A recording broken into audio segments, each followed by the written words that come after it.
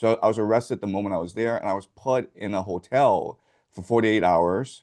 And I was interrogated, and I was forced to sign a confession saying that I was working illegally in China as a journalist, which I was. I was working in China illegally as a journalist at the time here. And so, Sorry. why is that funny? I just like that you're so honest about it. Or you're like, Yeah, no, no, no, no. you're like, It's illegal to work in China as a journalist. all right, boom, boom, boom. Okay, so Professor Jiang, you have been on the broadcast of numerous academics and also Sneeko, uh, who is not Sure, snake necessarily an as well. Yeah, academic, but right, um, right. you've had conversations with the likes of Dugan and many others. Very excited to have you here. You did an interview with Breaking Points. Um, Longtime fan of your work. Let's get right into it. What's the next prediction? What's coming up? Um, my next prediction, my big prediction is that I think Trump will get a third term. Okay, that's a little Yeah. wild. All right. What makes you say that? Well, first of all, he and his family have been stealing billions of dollars. That's a lot of corruption, and it's really unprecedented. Unprecedented. So if he were to leave the office in 2028, you would imagine the first thing that any new administration would do is conduct an investigation because it'd be very popular among the American people. I also live in China, so I know how these things work. Basically, when someone gets in office and he's behaving like a tyrant, it usually means he's a tyrant. And it usually means he has no intention of ever leaving office. So I think that given his behavior, I think Trump is intent on a third term. Uh, so then the question then is, would he get a third term? And when Zelensky visited the White House, there was a White House gaggle, and basically, a reporter asked Zelensky, "Hey, why haven't you had an election for the past, 4 years? And you should be out of office." And Zelensky is like, "Well, we're at war, so we suspend the Constitution." And Trump was like, "Wait, you can do that?" And then Zelensky was like, "You like that, don't you?" And yeah, that's what he might do. He could also run as a VP and have his son, Don Jr., at the head of the ticket. And then when he wins, when they win by cheating, they can, his son can abdicate and he can be the president again. So there's one Uh, complication there. It's actually right? unconstitutional for him to be the vice president. Like right now, Barack Obama couldn't run as a vice president because he's already carried out his 2 terms. Because That is so that is there up to there's the there's a constitution there's a constitutional hurdle there, but maybe he can climb it. I don't know. that is up to debate because if you talk to any law professor, he or she will tell you that it's unconstitutional. It violates the spirit of the Constitution. But the problem with the Constitution is it doesn't state explicitly that you can't do that. Because what the Constitution says is that no vice president shall be elected, but the vice president is not elected. He's part of the ticket. So it's ultimately up to the Supreme Court to decide what this Constitution says, right? So Yeah. I would debate that they will take this to the Supreme Court. Well, yeah. I mean, the vice president has the same qualifications as the president. Like vice president also has to be like over the age of 35, for example. Like you can't have like a 30-year-old VP on the ticket. That is the But spirit of the but then again, Constitution. who knows? This That's the is spirit of the Constitution. I agree yeah. with you. And all law professors will tell the same thing. But again, it's not in the letter. It's not explicit. And so they can take the Supreme Court. And ultimately, three of the nine justices were appointed by Trump. He'll probably get another one by the end of this year, possibly next year. So there'll be four appointed by Trump when this case goes to Supreme Court. But it'll be great for us because it'll be Barack Obama versus Donald Trump in 2028. Okay. You said us. You're in the tank for the Democrats. Is that what it is? Am I getting that right? No, I know. What I meant, of course, I'm being ironic. What I meant is like, just a general spectator. No. It's Okay. like World War, it'll be like the WWE, right? The main event, Okay. the greatest clash in American politics. Barack Obama versus Donald Trump. Donald Trump's been waiting for this ever since what 20. When did he go to the White House Correspondents' Dinner and Barack Obama made fun of him? I mean, he's been It's like relishing this moment for a long, long time. 2015, 2014, maybe. Yeah, yeah. No, he's been relishing this moment for a long time. They're saying 2011 in my chat. Professor Jiang, is it possible to raise your volume on your end? I tried to do it on mine, but it's already maxed out just a little bit from your Okay, microphone. It sounds this is fine, is well, what chatters are saying now, but it's crazy because, and I'm sure you've already gotten a little taste of this when you were also live. They always complain. You know what I mean? They always complain, and then yeah, they're like, and then they complain nevertheless, even when you fix it. yes, okay. All right. Okay. So, is this better now? It's a little bit better. I'll just lower my own volume to adjust it to yours so Okay. that people can, people can lower their volume or increase their volume. I think we should be Okay. good All this right. way. Okay. All All right. right. So getting back to it, so you're famous for your predictions. You use game theory. A lot of people have called you out on it. I don't fully understand how game theory factors into your predictions. Sure. Do you mind elaborating on how game theory factors into your predictions on geopolitical events? Right. So my big thing is that the world is a game, and we can treat nation states as players in this game, and each nation state has a distinct personality, determined by its geography and by its history. And this distinct personality determines how it interacts with the world. So, for example, the United States is particularly aggressive. China is not aggressive. And ultimately, each player is going to engage in its optimal strategy, right? So rather than like look at what people say, look at what people do, just think about like if this game were to continue, what is the optimal strategy? And then the player would adapt this optimal strategy over time, right? So if you were to go back, 2 years ago, and you were to survey American politicians and Donald Trump, would you go invade Iran? They'd be like, of course not. That's insane. Why would we do that? But they end up invading Iran because it is at this point in American history the optimal strategy in order to maintain American hegemony around the world. So that's a brief introduction to game theory. Okay, so um, part of that equation in your assessment, because you correctly predicted that Trump's going to win the election. There were some incorrect predictions in there. I believe you said Nikki Haley could potentially be Sure. Trump's vice president, but then you also landed on Right. JD Vance as well. There was one thing that stuck with me though, where you said that America was going to go up the escalation ladder with Iran. America was going to lose the war to Iran, but in the process of doing so, that there would be troop movements that from the rest of the region would join in on this battle and Yes. militarily invade Iran. Boots on the Yes. ground military warfare. Part of that, you said Saudi Arabia would amass 200,000 plus troops. Yeah. If you don't mind me asking, where did you get that number? Because I remember looking up the number of troops that the Saudi government has, and as far as like combat troops, it was nowhere near 200,000. Which, Right. of course, Well, I don't even think Saudis would ever allow Saudi nationals to go and wage war, as they were thoroughly defeated militarily in Yemen by the much smaller, much more ascetic band of troops backed by Iran, the Ansar Allah movement, the Houthis. okay. So to be perfectly honest with you, I didn't do thorough research when I came up with these numbers.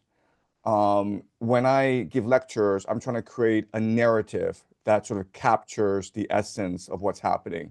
And so my larger argument is that America will go in a coalition, and this coalition will make up the bulk of its invasion force. And we're already seeing this transpire where there's a crackdown in Iraq.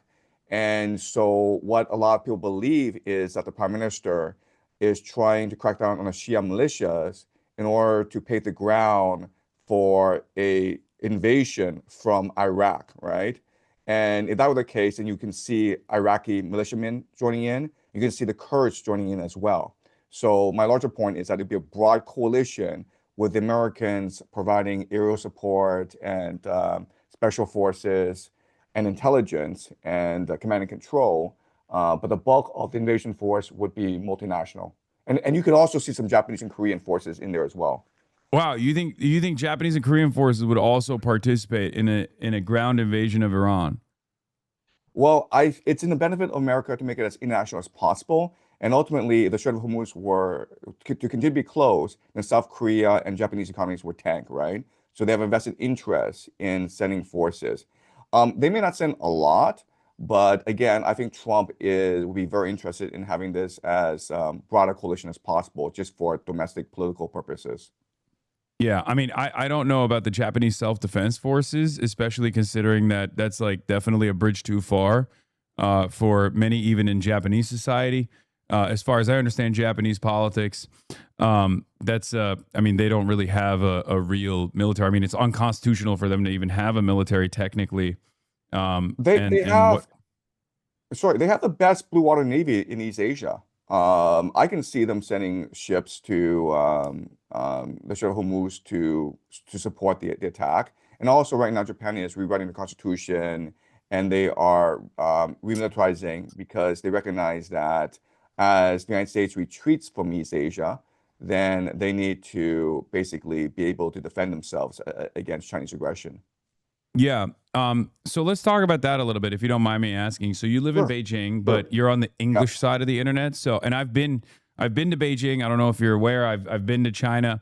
It was quite the yep, controversial trip, as a matter of fact, because I don't have, unlike many Americans, I don't have an immediate hostility towards China. I think it's just another country existing in the world. And as you also correctly pointed out, they don't have a lot of inherent hostility towards other countries in general. sure. They exercise their self interest, and their self interest revolves around maintaining stability around the world. And even simply saying that out loud and correctly pointing to that is seen as an unforgivable sin here in the United States of America. But I want to hear about your perspective on China a little bit, given as you're someone who went to college here in the United States of America, I believe, right? You went to Yale, Yeah, I right? was at Yale. Yeah, Yes, you went to unfortunately, Yale. yes. You had an English degree from Yale, and then you also you worked as a journalist in China for a little bit, and then there was a little bit of controversy. I think you were working. I mean, this is just off your Wikipedia page. You can elaborate.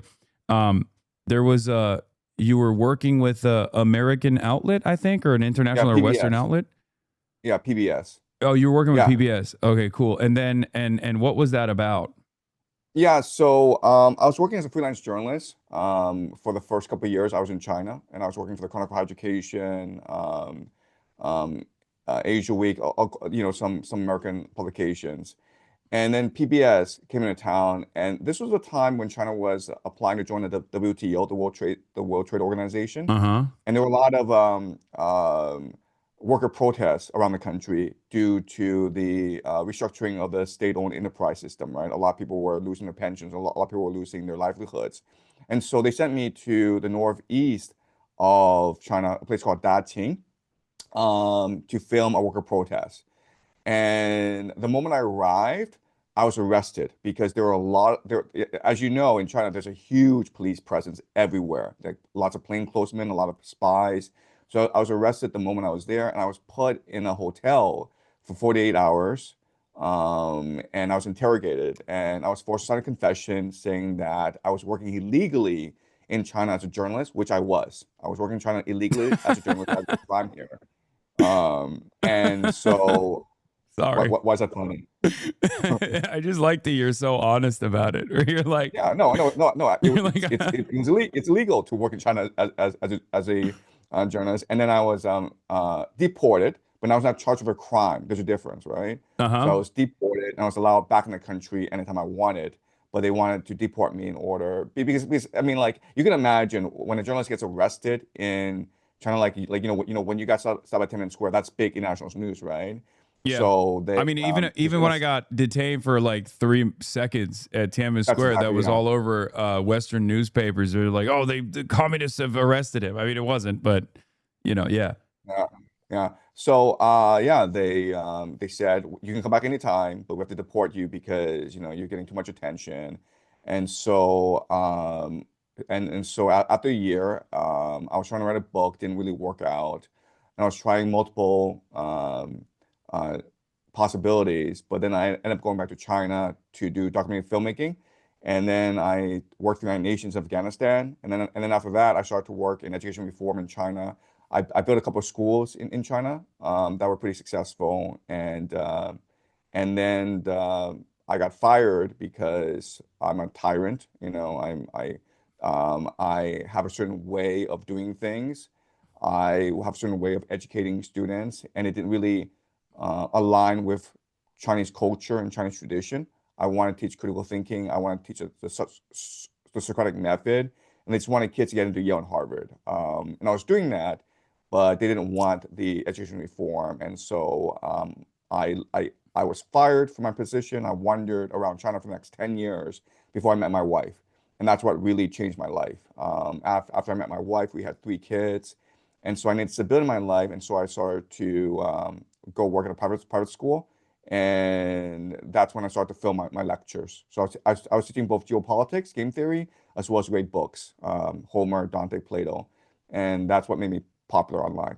I've seen the videos. So the videos that you have on the internet, you actually have students in the room with you. Like that's a lecture Yeah, from high school. one, I assume but, is but is it high school?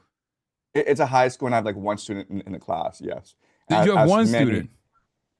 sometimes two. You know, Okay. sometimes if I get lucky, I get two, but yeah, usually one student in the classroom. Yes. And what's the like I've looked into the website a little bit and I feel like it's one of those schools where it's like the goal is to try to get these kids to like American college, right? Is that what it is? Yeah, yeah. So we are a private school. I've left the school, by the way. Oh, you But have. Okay. I have left the school to pursue other possibilities. But it's a private school. It's trying to get Chinese kids into American schools, American colleges. But as you can appreciate, a lot of these kids are there because they failed out of the Chinese public school Yeah. system. The Chinese public school system is very, very rigorous. It's intense, and a lot of kids, I would say the vast majority of kids, flunk out because they develop a lot of depression, they develop psychological issues, and these parents are rich enough to send their kids to America. So I deal with like rich dumb kids. Yeah.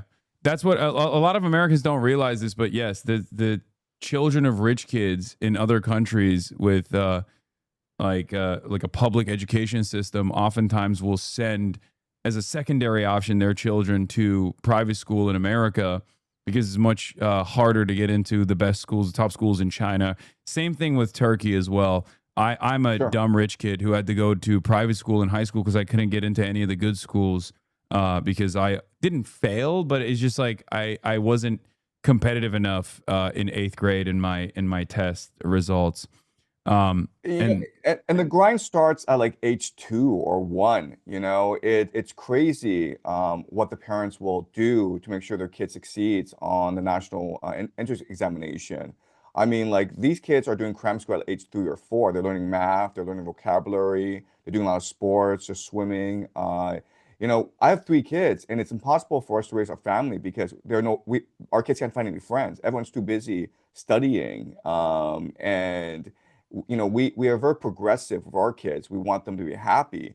And so all other parents look at us and think we're like, just serial killers, like cannibals. Like how could you do this to your child? Don't you know like at age 6 or 7, your child's future is already determined? Are you happy with your child being, like a drug addict for the rest of his life? We get a lot of stares, and people talk about us behind our backs all the time. that's wild. But so what's your plan then? Are you planning on bringing them to the West, or are you planning on raising them in Beijing? Yeah, so my long-term plan is to start foundation schools around the world and I want to promote a new model of education. And there'll be 3 major pillars to this new model of education, and they are great books. I think that in the digital age, it's now the most important thing to read books, especially the great books, right? Homer, Dante, Plato, Shakespeare.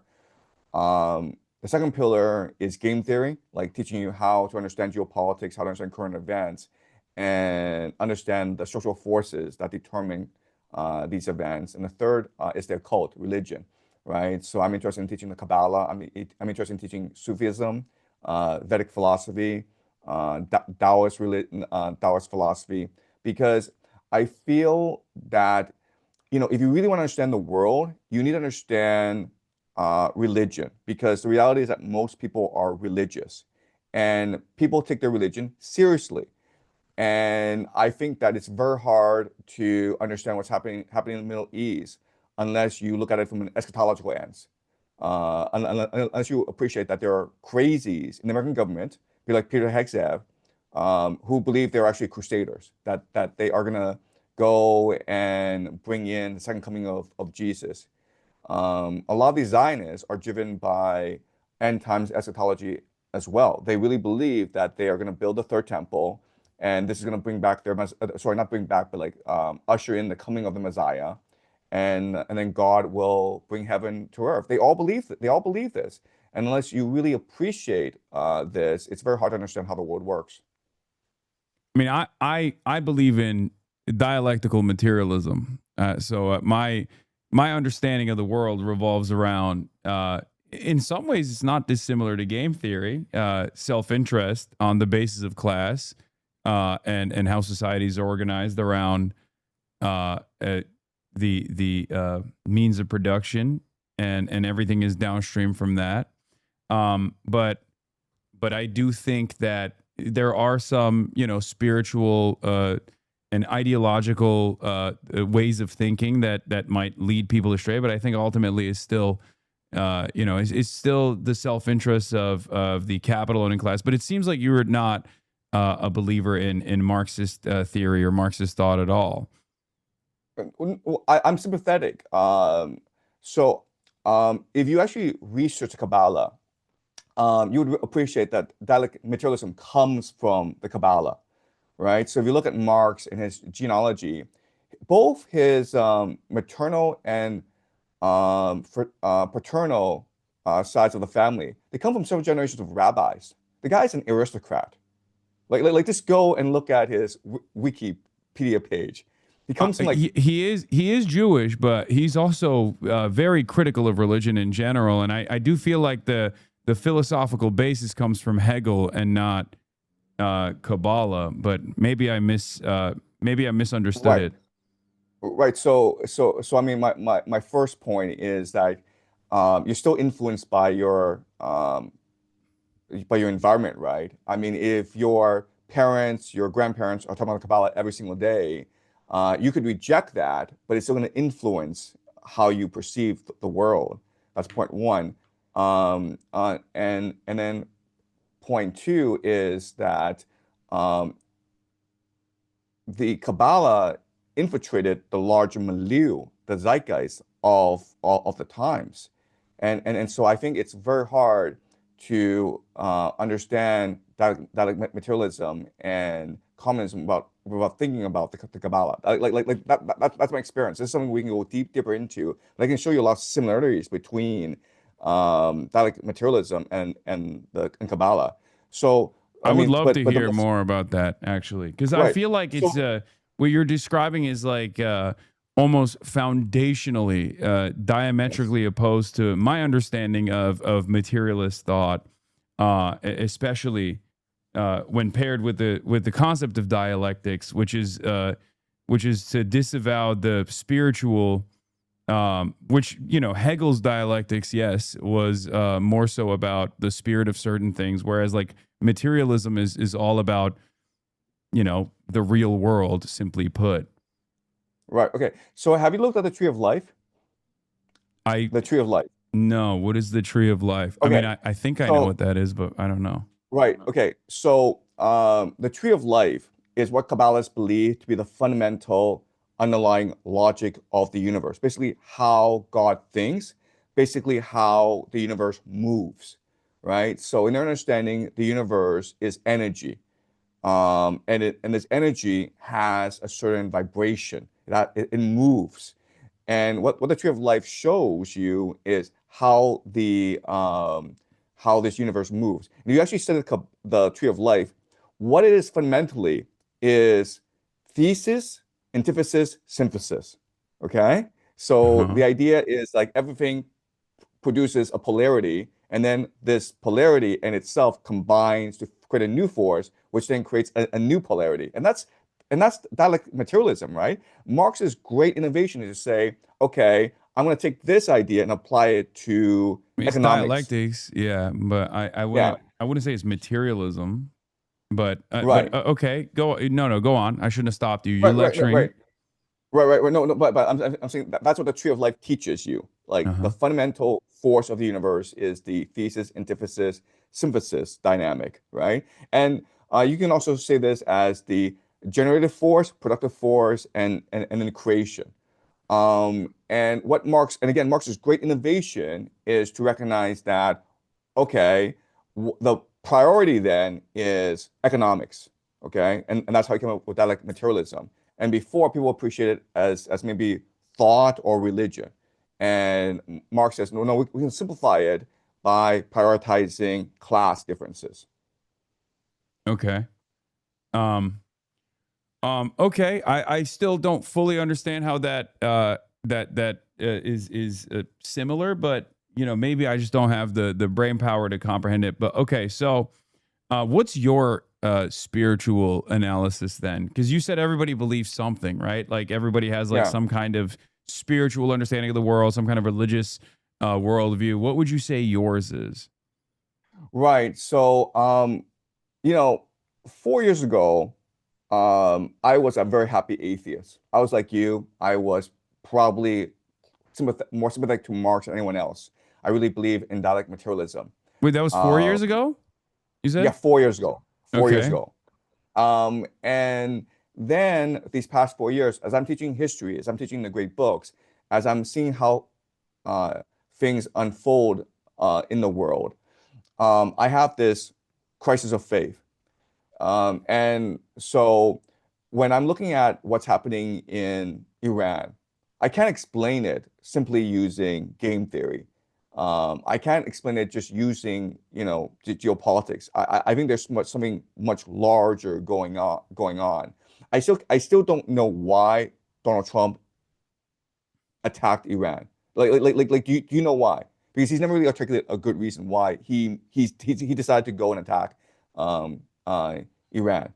Why do I think So he attacked Iran? yeah, Because yeah, I yeah. think that the axis of resistance was at its weakest point in the aftermath of 3 years of genocide, and that Benjamin Netanyahu and the Israeli government was able to make a convincing case to to finally strike at Iran, something that like uh, numerous American administrations have said no to.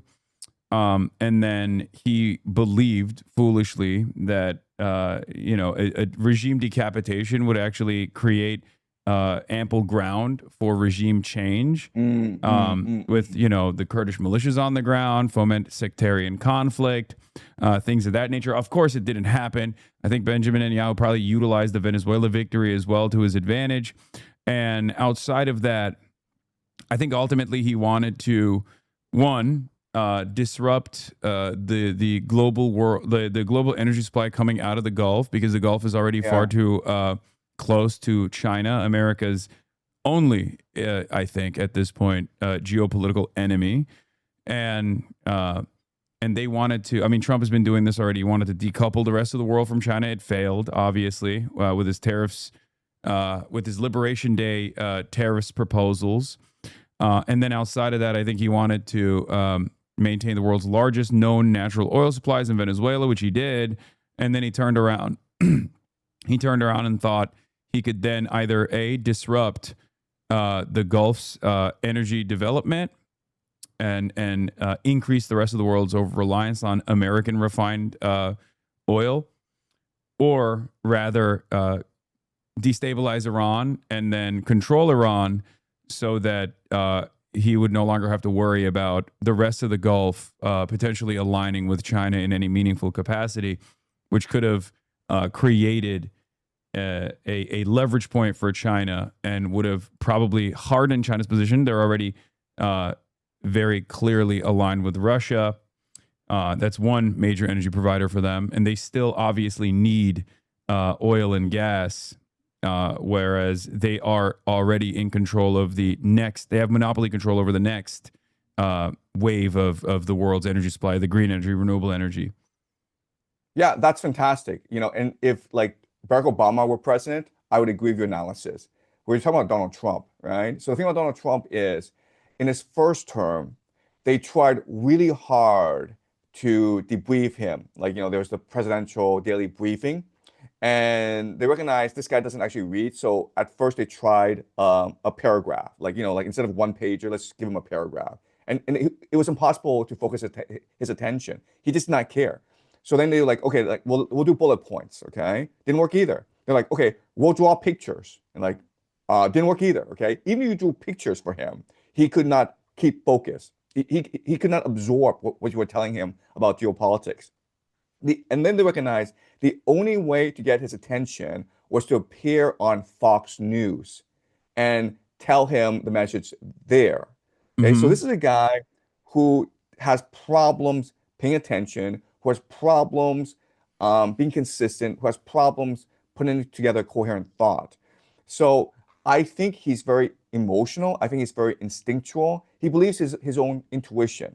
So again, I have a hard time believing that he actually thought it out. I don't think he Some did. I think that okay. there are people around him that some he trusts clearly that are manipulating him. They're goading him into taking certain actions. But I mean, it's like Joe Biden. Joe Biden was far too old to be making any kind of decisions. It was most likely the team around him that were making these decisions and moving him along.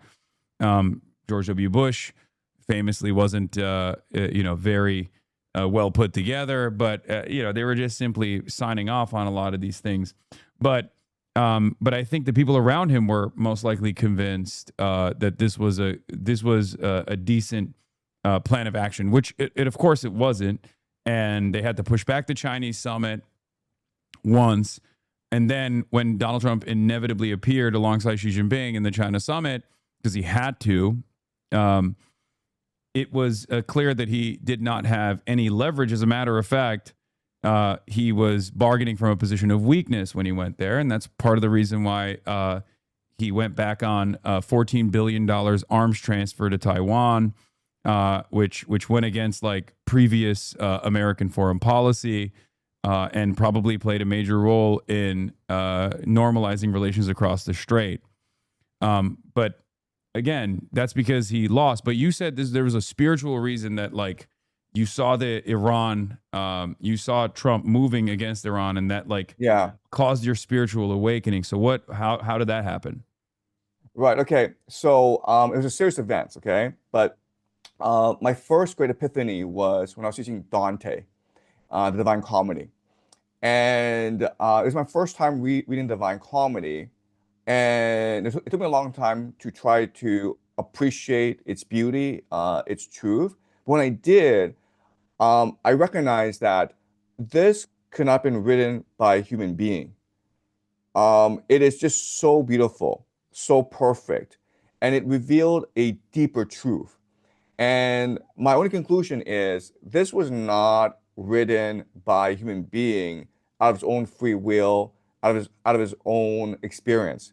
A lot of things I felt he was channeling God. I felt he was channeling the universe, and then um, explaining the truth in poetry. And so the Divine Comedy, what it tells us is that there are two worlds. There's the material world in which we live, and then there's a spiritual world in which our consciousness inhabits. So think of our consciousness as inhabiting infinite dimensions.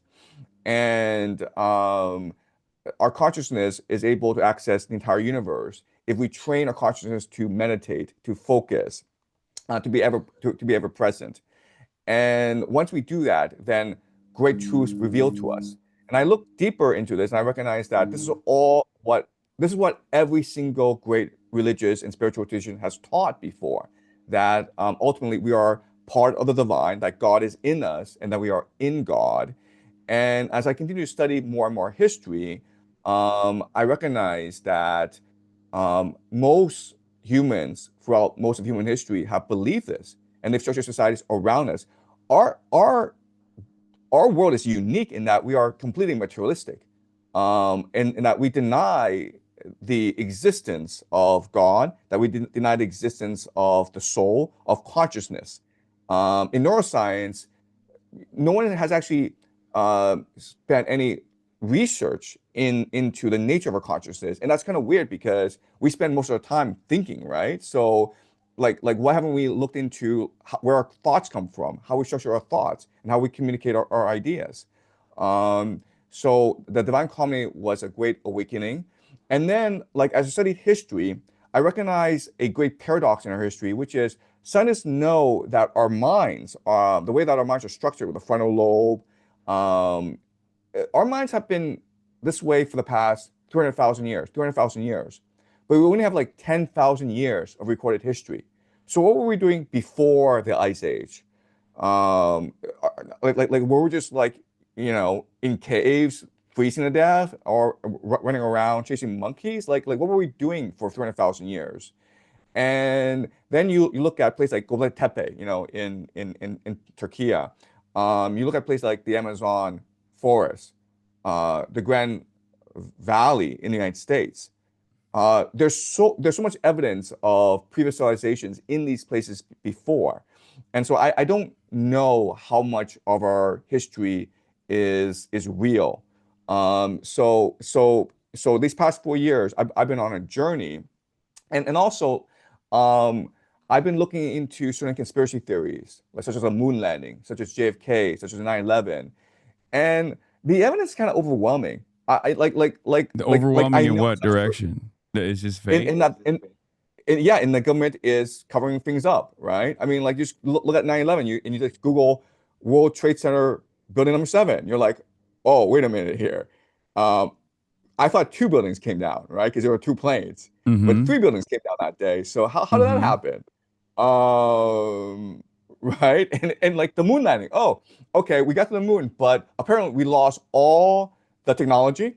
We lost all the data, the telemetry data, and we lost all the footage. So I'm like, oh, how did that happen? Like you have this huge bureaucratic organization, and they So lost all the technology. so Yeah. what do you think is going on? Like you think they just like faked all of it? Like they set up 9/11 on their own to like go to war in the Middle East to just to create sufficient cause? Is that what it is? Again, I unless you have a full appreciation of the cult and its impact on the imagination of people, it's really hard to understand what their motivations are, right? But once you understand their cult, once you look into secret societies, they really believe they have a religious mandate from God into to remake the world in a certain way that welcomes God to our world, right? So look at artificial intelligence. And like this New Yorker article by Ronan Farrow on Sam Altman, where he interviews some OpenAI researchers, and they say like, "Oh, we're trying to summon demons with AI." Like they're being literal about this. They're not joking about this. They're not being metaphorical. They're being You don't think that's literal. just They believe. self-interested to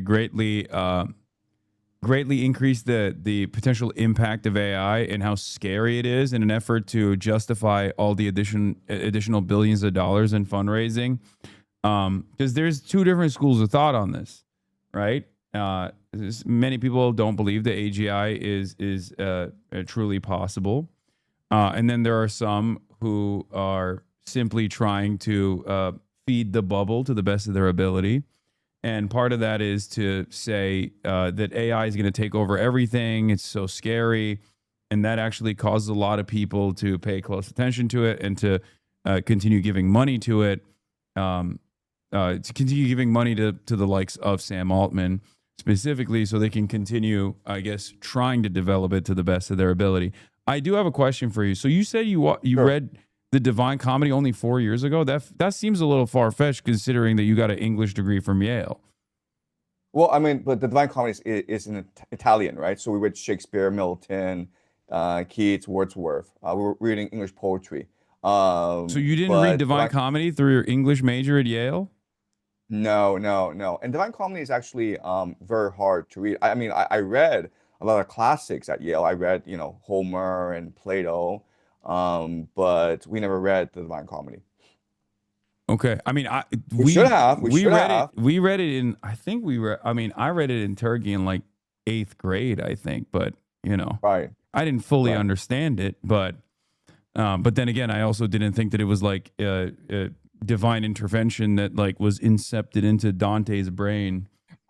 I spent the past 2 weeks teaching Divine Comedy, and I spent every single day trying to tell people this is God's work. This is not Dante. This is the universe taking possession of Dante in order to spread the divine fire to humanity. I just spent the past 2 weeks doing that, and it's on my channel. So Okay. Um, and you're okay. So you read Divine Comedy, and that just like one shotted you.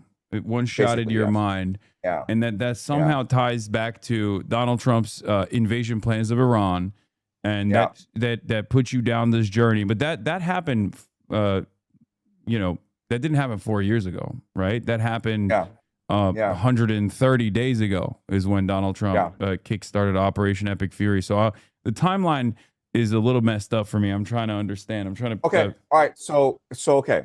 So here's my theory. And again, I could be completely wrong. Okay. But based on my reading of Divine Comedy, this is what I think happened. Okay. There are many Jewish occultists, okay, Kabbalists, okay, who are intent on ushering the end times because they want God to come to earth and to reunite with the Jewish people. Okay. And so one group that is very prominent, very powerful are the Chabad Lubavitch movement, where and then Rebbe Sneerson was leader of that movement for many decades. He's obviously passed away, but the thing about Lubavitch is like they are the largest property owners in Brooklyn. Okay, so they were trying to they bought property way back before World War II, and now they're basically the biggest real estate developer in Brooklyn. And a lot of people that are in real estate are maybe front people for the Chabad Lubavitch movement, including like the Kushner family, right? And Donald Trump would obviously have had dealings with Chabad Lubavitch. They're not interested in the mature world. They don't care about that. What they're interested in is fulfilling their end times prophecy. There are three major pillars to the end times prophecy. The first is the completion of the Greater Israel Project, right? Second is the return of the Jewish diaspora to Jerusalem. They want all Jews to return to Israel, and they're fanatical about it. They're very serious about it. And the third is the building of the third temple, because that is where God will live. Okay, so if you just go into the Chabad Lubavitch movement, they're fanatical about these three objectives, and for decades they were planning this. Now, the thing about these religious Jews is they spend all their time meditating on the Torah. They Wait, recite the Professor Zhang, Torah. before we move on, I have to ask you some Right, questions right. here. So you're Okay. saying the Chabad Lubavitch movement predates Zionism as an ideology, and that it was actually a foundational ideology before Zionism, pre Theodore Herzl, pre Jabotinsky, and the like, and that they are responsible for Zionism as a prominent ideology, as a settler colonial ideology. Okay. Let's be precise. Um, so after the Protestant Reformation, um, the idea there were many different groups, including the Freemasons, including the Sabine Frankists, many different groups who are interested in the second coming of Jesus. Okay, um, people like Isaac Newton thought that you now that you have direct access to the Bible is the divine plan because the Bible is literally the Word of God, right? And if you read the Bible in a certain way, right? If you focus on the books of Daniel, the books of Ezekiel, and the book of Revelation, this divine plan is going to reveal itself to you. And this divine plan calls for all three things, okay? So it's not just the Chabad Lubavitch people, it's also a lot of the Freemasons, a lot of different secret societies. They believe that for God to return, you need to meet certain conditions. And again, this is a fringe group of people, but unfortunately, this fringe group of people tend to have all the power in the world. Okay, so I mean, I don't know if that's the case. Like, I mean, okay, I think Zionism is broadly speaking a fairly dominant ideology amongst a lot of evangelical Christians, and certainly many American or Western Jews as well. But having said that, I don't know if it's I don't. Not even that I don't know. I don't believe that this is a foundational ideology that uh, predates the inception of Zionism itself under the likes of Theodore Herzl. There was plenty of discourse around it when it first was being discussed. Many Jews were against it. As a matter of fact, Jews were primarily against it, both for sure, theological justifications, different sects of Judaism that understood it as what's I don't know what the term would be in Judaism, but heretical, right? As in yes, absolutely, that Jews are not supposed to maintain a nation state absolutely, before the return of absolutely, the Messiah. And then there were plenty of Jews who were just basically secular, even though Theodore Herzl and many of the other founding fathers of Israel were also secular themselves. But there was the Bundist movement that was anti-fascist and therefore opposed any kind of settler colonial enterprise, such as what Zionism would bring about.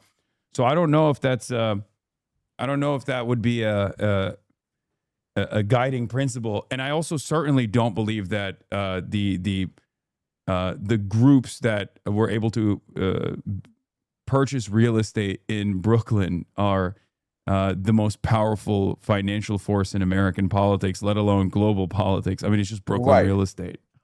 Right. Okay. Okay. So again, you're absolutely right. These points you bring up are absolutely correct. Okay. Point one is that Zionism in the year 1900, when Theodor Herzl was active, it was a very fringe thing. Only about 1% of all Jews around the world support the idea of like let's pack our bags, leave our middle class life in England and America, and go to a desert in the middle of nowhere.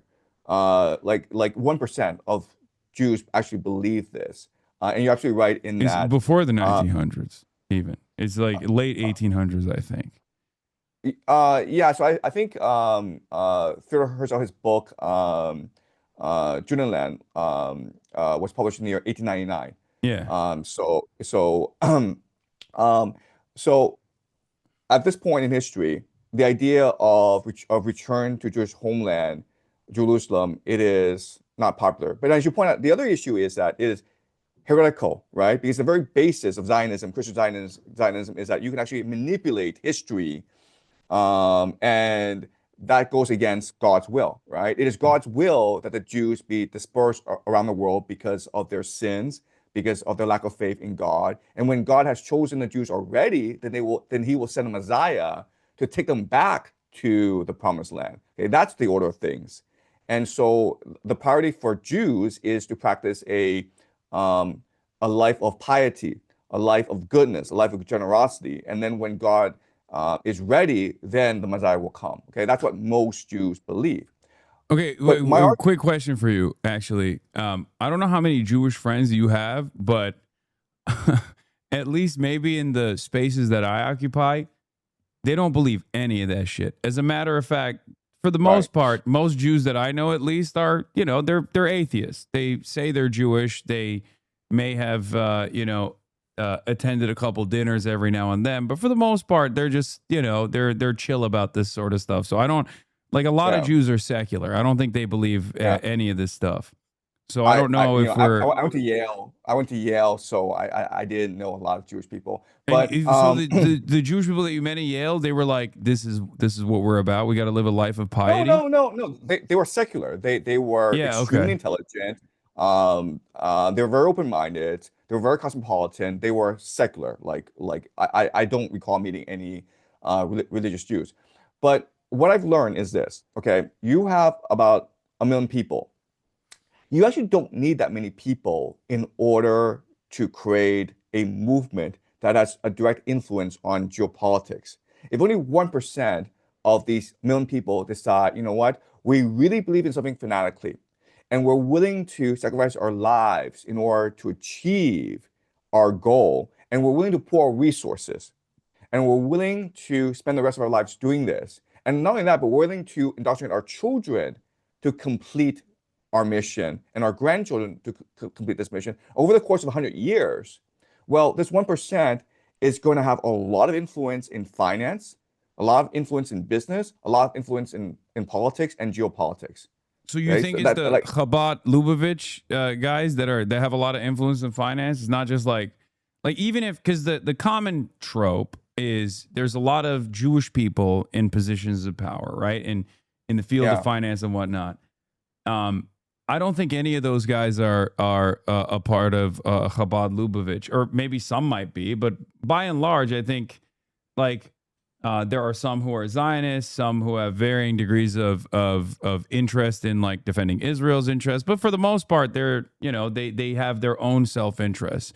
Uh, from my perspective, it's regardless of what someone's religious background is maintaining their class position, right? Okay. Jewish, Christian doesn't matter. That's the way I interpret the world, at least, right? Okay. All right. So there are certain things about Donald Because Trump. I don't think Hasidic Jews run finance is what I'm saying. That would be Right. a shock to me. Right, right. And I'm not saying that. I'm not saying like, Chabad Lubavitch, they run everything, okay? But um but okay. This is like really complicated. So let me go step by step. Okay. Chabad Lubavitch, they're interested in religious meditation. They're interested in mysticism. Okay, they're interested in ideas. And so they focus all their energies on certain on meditation, okay? And what they want, what they pray for is, of course, the coming of the Messiah and the return of the Jews to Jerusalem and to be one with God.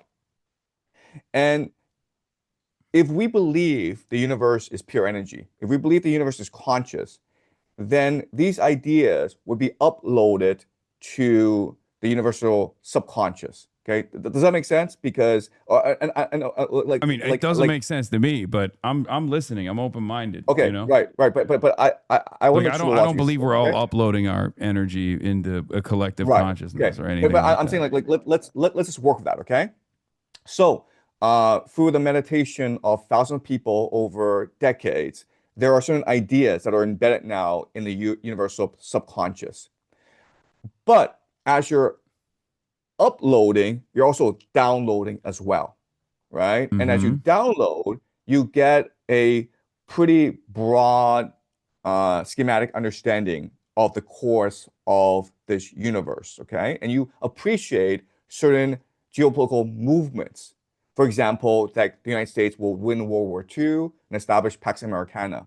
For example, the Soviet Union would rise to challenge the United States. For example, the rise of China, okay? Um, like you could like what I do, if through enough concentration, appreciate how these events would unfold over time. Well, if you know this is going to happen, this is great for people who work in business and in finance, right? Because it allows them to make better business decisions.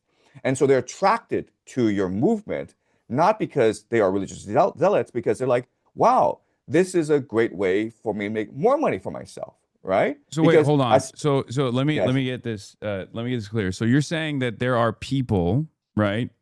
Jews, yes, non-Jews, in positions of yes, power, and they find themselves attracted to this way of thinking, represented by Chabad Lubavitch, because they think hard and they meditate and they unlock the download and the upload that you're getting because this allows them to make better market decisions and make more money. that's right, right. So the Okay, saying where is, is you have to have some evidence for this, right? Because that seems a little far fetched, Professor Jiang.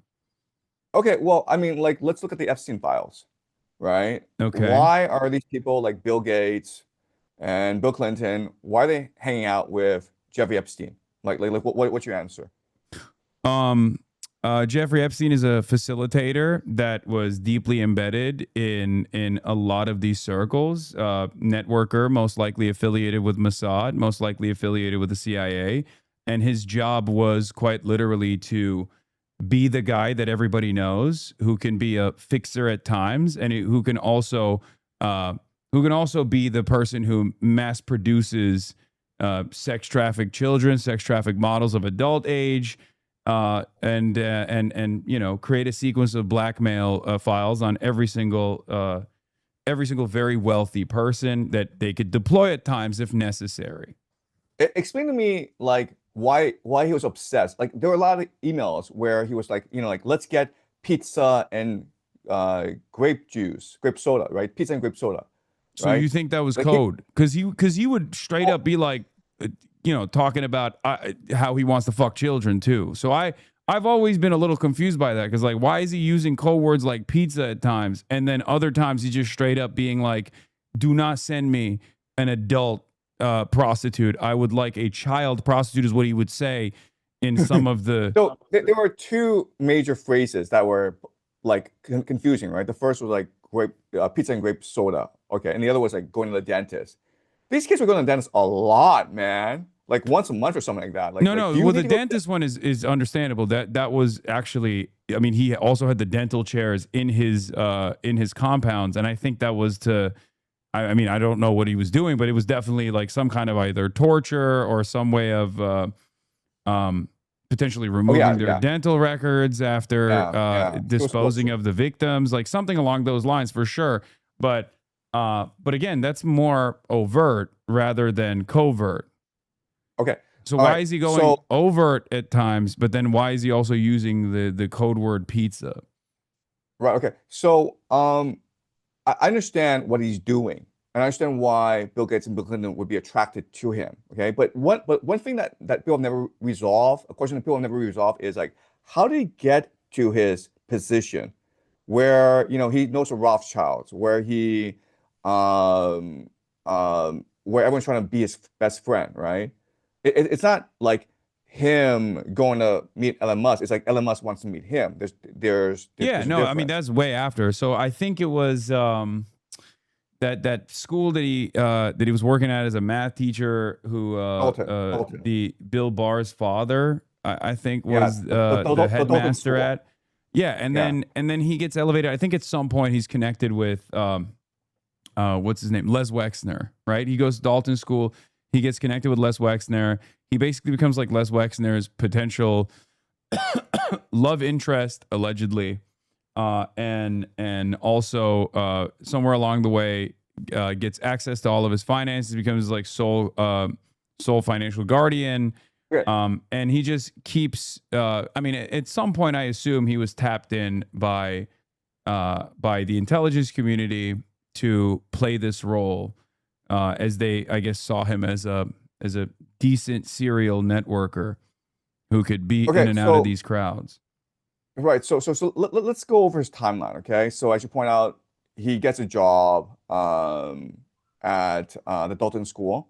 Then he goes to Bear Stearns, and at age 30, he's invited by David Rockefeller to join the Trilateral Commission. Mm-hmm. And he gives an interview to Steve Bannon, and he's like, "Well, it's because I'm a math genius, and they want that. You're 30 years old, Yeah, and I don't David believe that. Rockefeller, I think it right, wasn't right, his math genius that caused a possible vestige of espionage to tap into what he could potentially do. I think it was just they thought that they could utilize him as a person that could be operating in these circles. okay, all right." So at age 30, he joins the Trilateral Commission, and then after Bear Stearns, he works for a man named Douglas Leese, who's an arms dealer, right? Mm-hmm. And he's heavily involved in Iran-Contra. Mm-hmm. And then in So he's 19, in at that point 1991, he's obviously already affiliated, is what I'm saying. Like right, it's right. just And in the year 1991, Lex Wexner signs over power of attorney to Jeffrey Epstein. Who would you give power, you personally, I want to ask you, who would you give power of attorney to? Who would you be comfortable signing your power of attorney over to? Um, Probably nobody, but Yeah, I do I would say understand. so. Like, no, no, I'm not saying that it's not strange. I totally understand that. I think the reason for why he did that was because by that point he already been tapped in, and he was the fixer for a lot of these powerful people, and had connections to the CIA. Okay, so Lex Wexner, okay? Two things about him, okay? First of all, what's really strange about him is he signed over power of attorney to a guy he didn't really know well in 1991 named Jeffrey Epstein. The second thing is like he's the founder of something called the Mega Group, right? The study group. And the study group are responsible for a lot of Jewish charities, including Birthright Israel, so sponsoring all these uh, Jewish teenagers to go to Israel for a couple weeks. I've actually been on a Birthright Israel trip. Yeah, really funny thing. I've been on a Birthright Israel trip. You haven't, but I have. No, I have not. Oh wait, Right. but okay, so we're going all over the place. I don't understand how any of this had, so are you saying that Jeffrey Epstein had, like, he was a part of the mystical Yeah. Yeah, that's Hasidim, and exactly what I'm that's the saying. reason why? That's I look, I'm trying to figure out why Jeffrey Epstein is put into the position that he is. And given his background, if I'm just looking at this objectively and saying, like, what is this guy doing? It seems like he's being trained for a special mission, right? And who would have the Yeah. power? Yeah, Who would have the authority? mass produce blackmail for very powerful people that you can deploy if necessary, while also being deeply embedded in, like, elite society, which is, I mean, I think there's utility for that for the But CIA. There's utility for but that for Mossad. right, but I use game theory. So I'm trying to figure out who would do this. Who would tell Lex Wexner to give Jeffrey Epstein power of attorney? Who would tell Douglas Leese to go hire this guy and train him up to work in intelligence and in arms trafficking around the world? And I think, like, given all my research, okay, the Mm-hmm. person that would have the power, and I'm not saying it's him, but I'm saying like a person who would have the power to do this would be Rebbe Sneerson of the Chabad Lubavitch movement. Okay, Okay. so there are I two still don't videos of understand how, like, I don't understand how that has anything to do with this Rebbe being, like, what I can't connect here is, like, where is the mystical future sight power coming from for okay, these all right, okay, magical okay. Let's mystical let's Rebbes? just use let's use our imagination, okay, and let's try to be Rebbe Sneerson and go into his mind and how he think how he perceives the world. Okay, I'm Rebbe Sneerson, and I believe I'm a reincarnation of these great Jewish mystics who are now possessing me in order to fulfill the end times prophecy, the great reunion between the Jews and Yahweh. Okay, that's what I believe. Uh-huh. Now, how do I go about doing this? Well, first of all, I need to create a transnational organization that can be politically effective in the United States and in Russia. Why? Because these are the two most powerful countries in the world at this point in history. And I know that because I've seen the future. Okay. So I need to create a political But organization that wait, is rigid. I'm in the Rebbe's mind, and I can see the future already. Yes, you can see the Okay. future.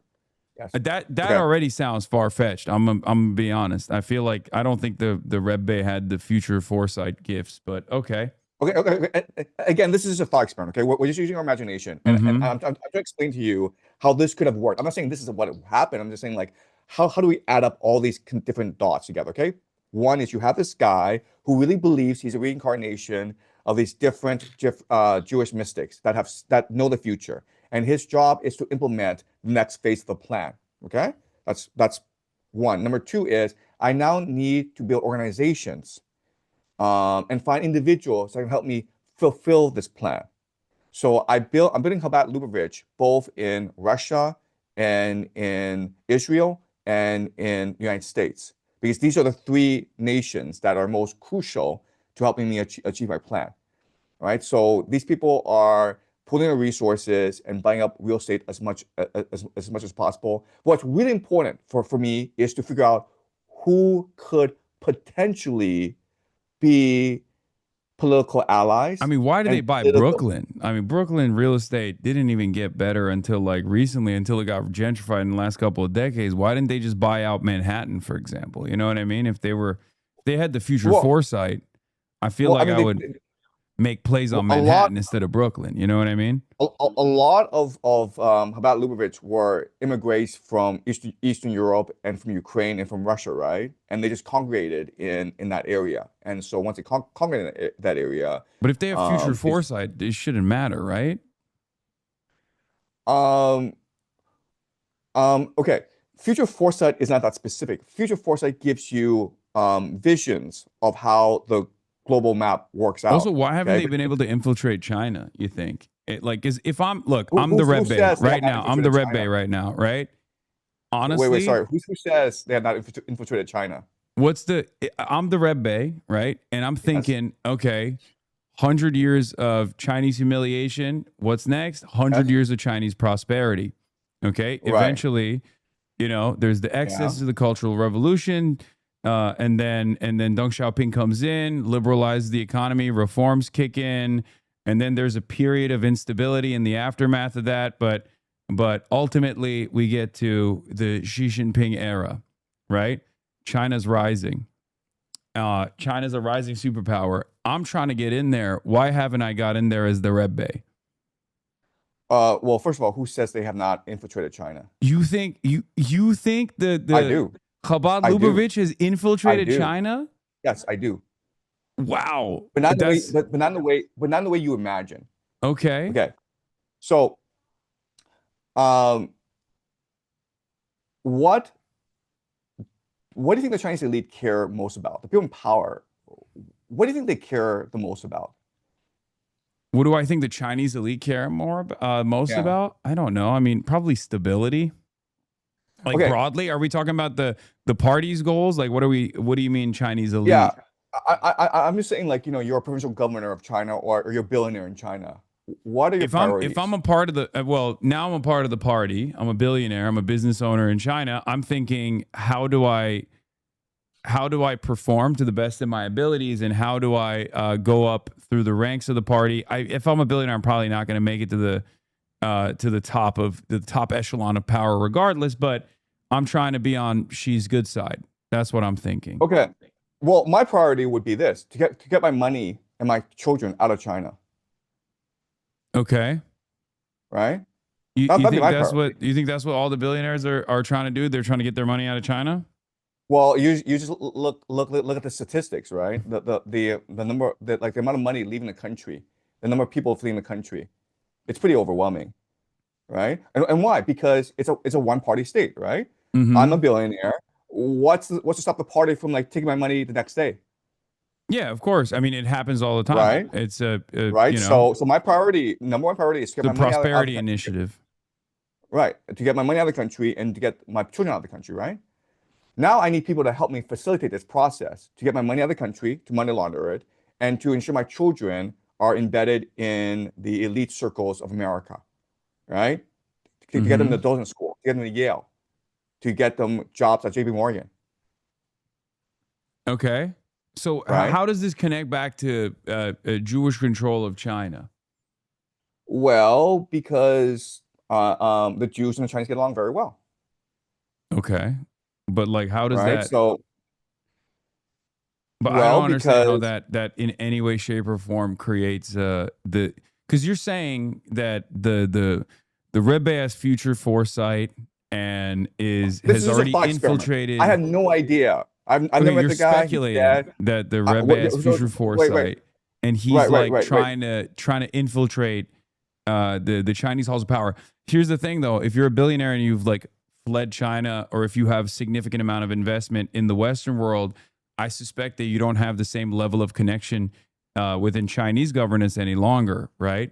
Because like when you do that sort of thing, especially I feel like in the Xi Jinping era, especially any kind of financial corruption of that sort is oftentimes stamped out pretty aggressively, and your ties are often severed with the party. So, how does that translate back to party power? How does that translate back to influence within Chinese governance?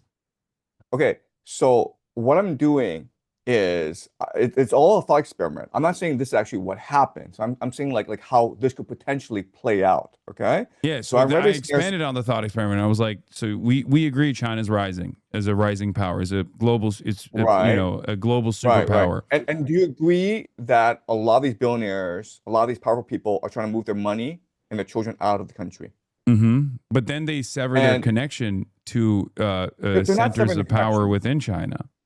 They're not severing their connections. All they're doing is they're moving their money and their children out of the country, right? But they're not severing the connections. They're still where they are. They're still, in that political position that they are.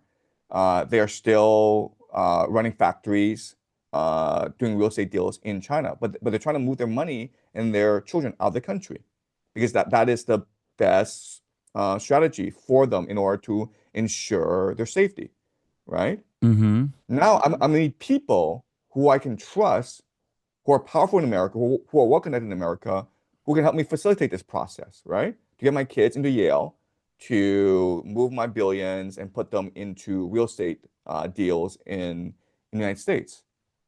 I don't think that that connection makes a whole lot of sense. I'll be honest. I don't think there's a Chabad Lubavitch connection. I just don't understand why it's a Chabad Lubavitch that's at the center of all of these Right, right, theories. right. Okay. So I think a lot of problem is like Especially because, like, you. have you met like Hasidic Jews in general? Like, I mean, I don't. I have not met Hasidic Jews. I I've was about never to met say Hasidic. they're. I mean, like, by Yes. and large, their financial circumstances broadly are not as great as you are presenting it. They're very poor. I agree. I agree. So I completely there's agree. a I select group appreciate of that. them or something. Is that what's going on? With they're the ones who control the money. Okay, so my first point is like the situation is not as static as as you believe. It's I mean it's people. It's a lots of circles that intersect at certain points. Okay, does that make sense? I'm saying like has it. So I'm not saying that his Jews run everything. Like that's just absurd. I'm saying like there are different convergence points. Okay. Uh huh. Finance is doing finance, China's doing finance, Chabad Lubitsch is doing Chabad Lubitsch. But I'm saying there are certain convergence points.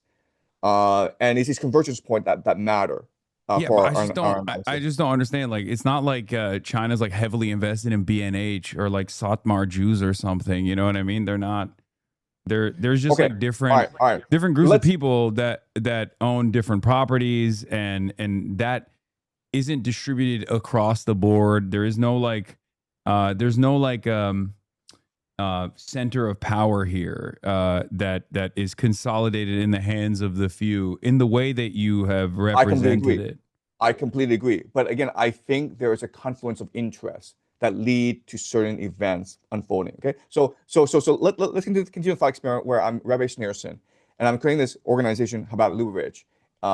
And what else I'm doing is I'm identifying certain potential political allies. Okay. I'm in 1980s, 1990s in New York City. Okay. I'm Rabbi Schneerson. I'm looking around me and like, who do I think could potentially be a president of the United States? Who, what kind of person do I think could uh, run the White House, and who could work with and co-opt over time? I'm You looking think in they 1980. chose Donald Trump? That's what you think? I think so. I think so. That's crazy. All Okay, right, if you look, hey, look, listen, look, look, look, look. Okay, number one, Donald Trump since the 1980s was saying, "I want to be president of the United States. I I know, but should be." so do many Okay, people. okay. I understand. Okay, so I'm not saying they only pick Donald Trump. I'm saying like they're looking at different people, and it's like a VC fund, right? You're putting your money in different companies, right? And so Donald Trump is someone that they're looking at because one, Donald Trump has been saying since the 1980s, "I want to be president of the United States." Second of all, he's probably at this time the most famous American around the world, right? Like if you're like No, in Africa Donald Trump was in not the the most famous. 1980s. No, Okay, Donald Trump in the okay, 1980s was not the most famous American. You got Michael Jackson, you got Michael Jordan, sure, 1990s.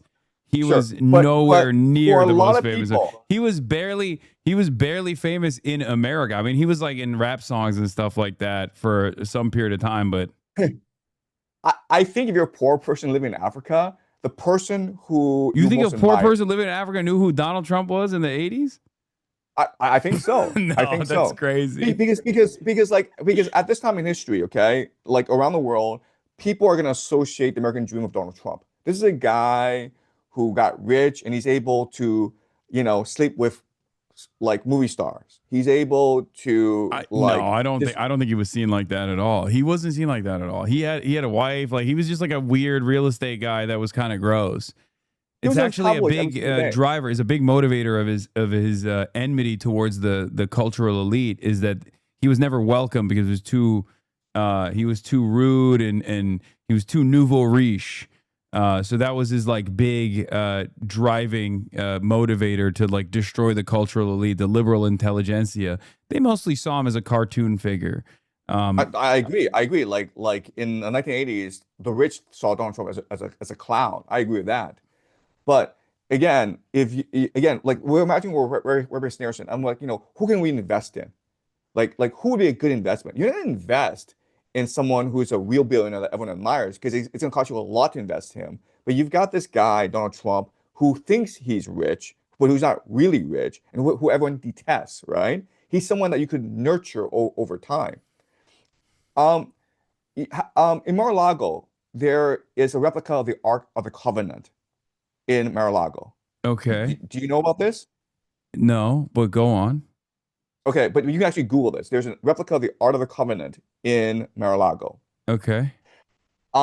Whenever like Donald Trump has a 99% approval rating in Israel, they literally see him as the reincarnation of Cyrus the Great in Well, they don't Israel. anymore. They fucking hate him now because he told Israel to stand down in Lebanon.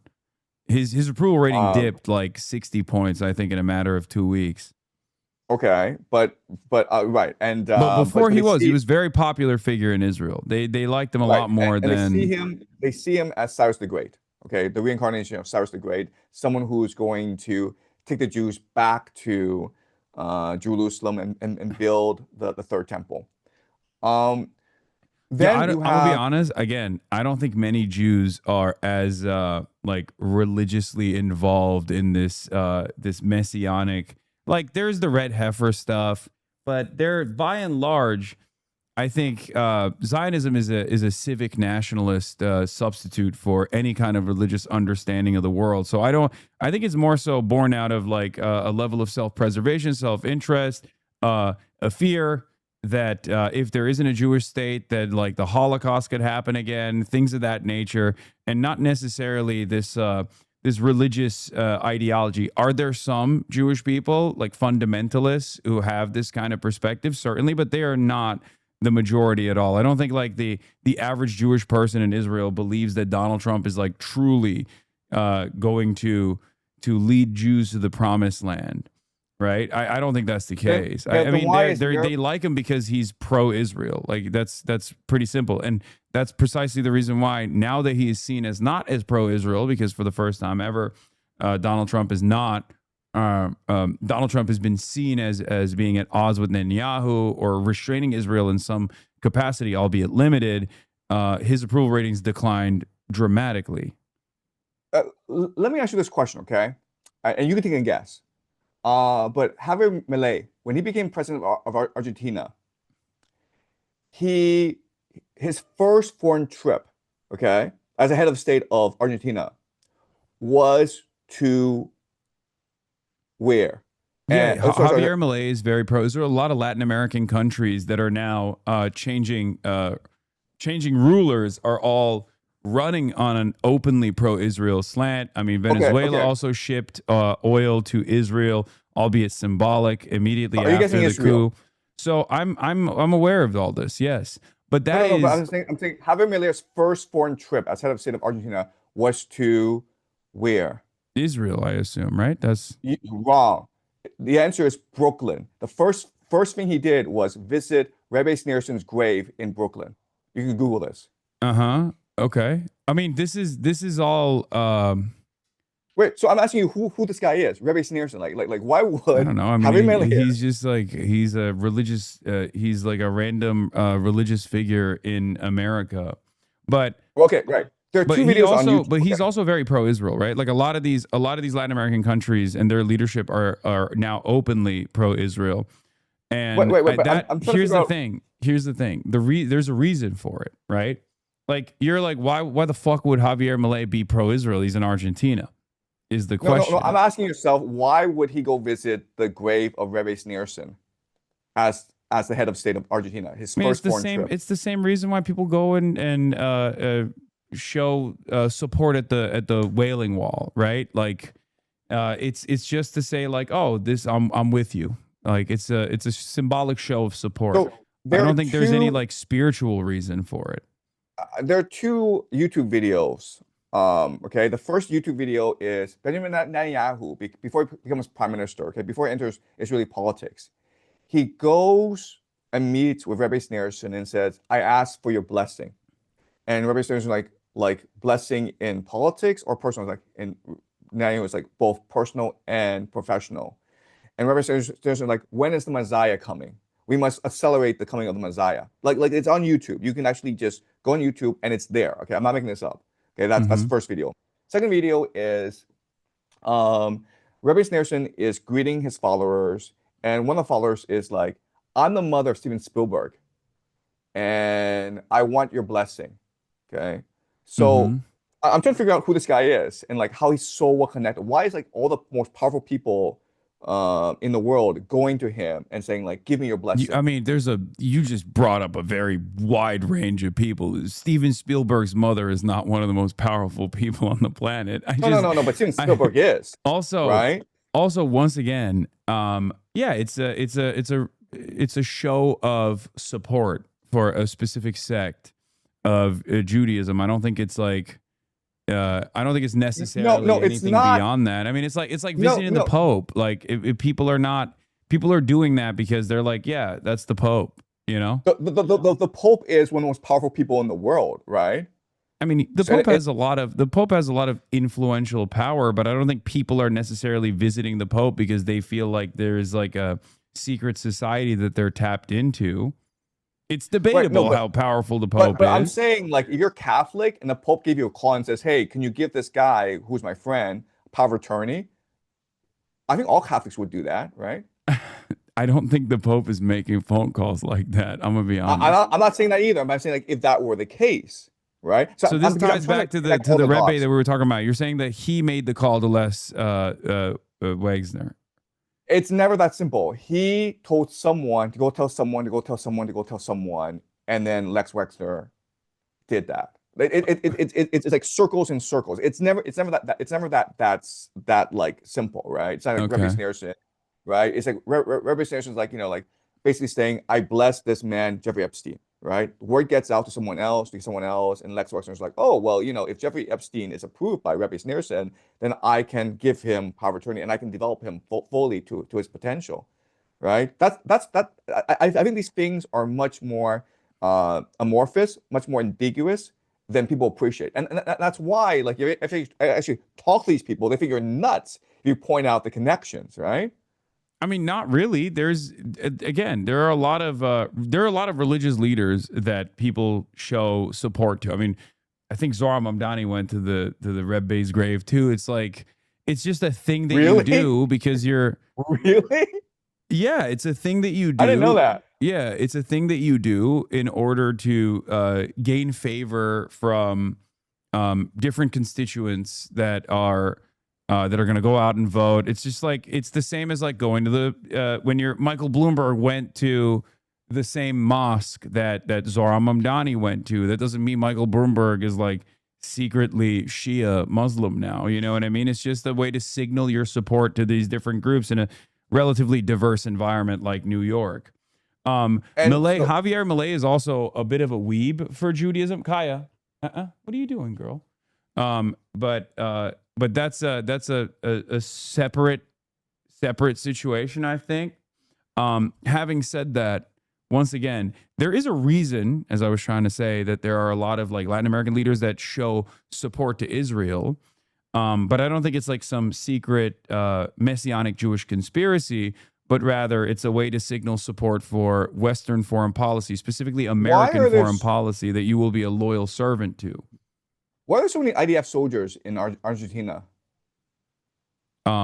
I don't know, vacationing is, or there's the Patagonia Yeah, yeah, fires, yeah, right? That's what you're. yeah. Yeah, I don't know the exact details of what's going on there, as far as like what may have taken place, but as far as um, as far as land grabs or whatnot, I don't know how that I don't know how that translates to, again, some kind of like grand Jewish conspiracy.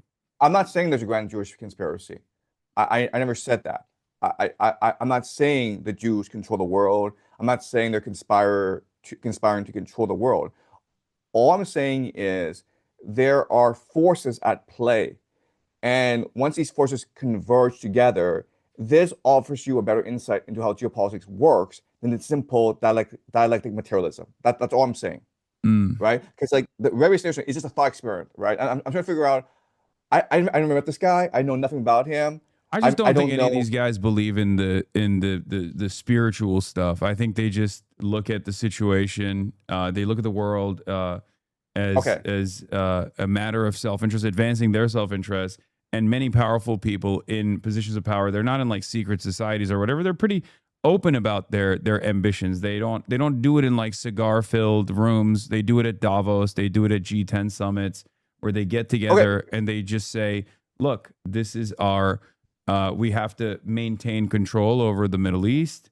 Iran is a sovereign nation, and as a sovereign nation, it presents tremendous uh, destabilizing power against Israel, which is our unsinkable aircraft carrier in the region. That is a destabilizing force. And if there are some people in Israel that believe the messianic, the end times conspiracies or whatever, that's fine. But I don't think that's the major motivating principle of the likes of Benjamin Netanyahu, for example. I mean, he's a conservative Jew that grew up in Philadelphia, so I don't think that like he's a firm and committed believer in that. I think he just wants to leave a lasting legacy and expand the boundaries of Israel. That's what I think okay, he's doing, and it just right, works. okay, It these interests coalesce with America's interest in the region.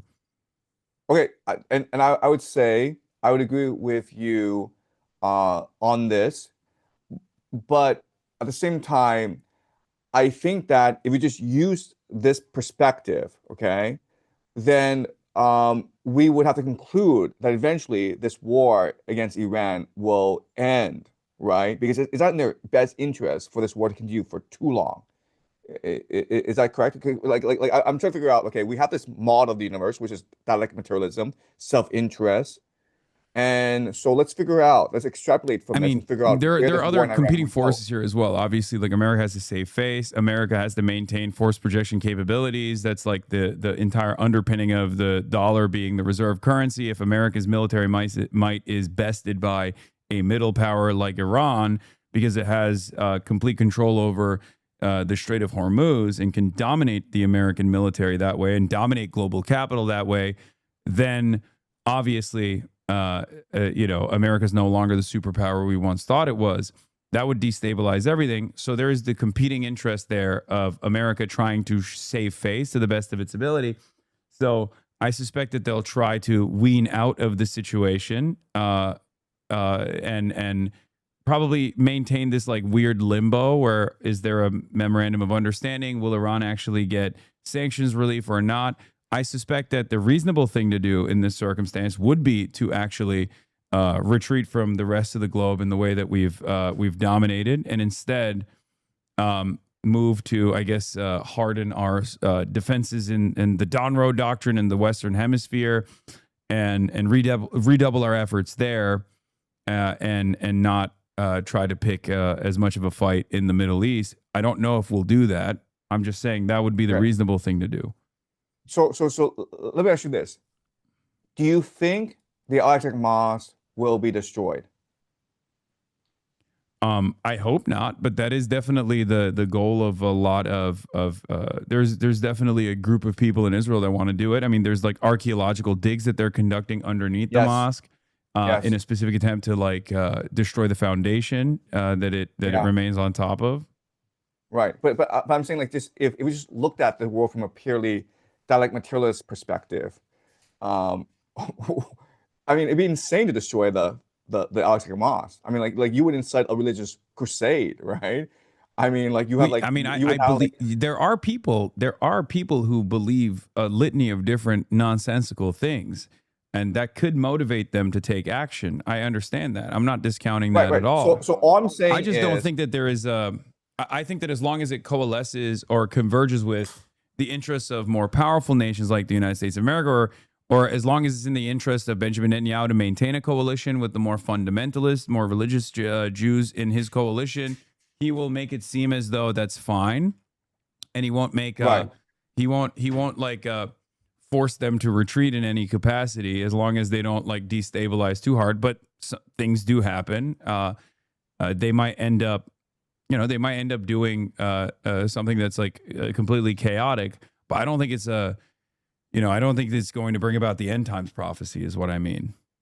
Okay, all right. So I think here you and I would agree where maybe we can use economic self-interest to explain 95%, right? But then there's this unpredictable religious fanatical element to it, maybe 5%, that changes the vector of events, right? So if there were no religious fanaticism going on, okay, we can predict how this war will end up. But because there are these religious fanatics, maybe 5% of the population, and we're talking about like both in the United States, in Israel, in Iran, these are just religious fanatics, and they want this war to achieve their end times prophecy. And you and I agree, like they probably won't achieve their end times prophecy, okay? But that doesn't mean they won't try. And because they'll do certain things, then these events will basically become catastrophic, right? So I think right now the war is containable. Um, but if the Alex Mosque is destroyed, right, then all bets are off. Like we don't know what's gonna happen now. I mean, who And knows? Who knows how the Muslim world reacts? They have, I mean, they've conceded quite a bit because Israel has, in line with the United States of America, Israel has been a fairly dominant force in the region. And given that they've turned a blind eye to the massacres of the Palestinians in Gaza, I don't know if the Arab world or the Muslims would revolt. Probably, maybe. And I don't know where that would go. But I don't think this is like, my point is, I don't think that this is an event that's being triggered deliberately by design by a group of individuals that are secretly controlling society in any meaningful capacity or have an understanding of the future or can see the future. It's just more so people that are, self-invested, and some who believe in ridiculous things, and you keep those forces at bay to the best of your ability. But the only reason why they're a part of the Netanyahu coalition, for example, is because of immediate political reasons, immediate domestic political reasons, and not like a much larger, much broader, cult that is a towering force behind closed doors. okay, so let me make my argument, and you tell me if it makes sense to you, okay? So I'm not saying is a top-down system of secret societies where they control everything, and we are just slaves to their whims. But there are lots of people embedded in different positions of power. They may be formally or informally attached together, but they have certain beliefs that are similar, okay? So you have these Christian Zionists, and you have these Zionists, and you have these Mormons and other groups, okay? They're not aligned. They don't have these meetings, conferences where they get together and say, let's plot to destroy the world together, okay? They don't do that. But they have certain belief systems that align, which call for the return of the Jews to Jerusalem, which calls for war in the Middle East, which calls Yeah, but for I the don't think that's destruction. happening either. That's my point. Because I Okay, mean, again, from all the Jewish people I know that live in the United States of America, some Zionists, some anti-Zionists, many anti-Zionists, uh, ain't nobody's trying to live in Israel. They're not going to Israel, no matter what happens. This includes like how do Michael you Rappaport, for explain? example. That motherfucker loves Israel, and he lives in New Yeah, York. You know what I mean? Yeah. So like there's no drive for many of these people to go and How to live in Israel explain to like trigger the end times prophecy. how to explain the rise of anti-Semitism after October 7th, right? I, I mean, you're on social media. You notice how before October 7th, no one talked about the Jews.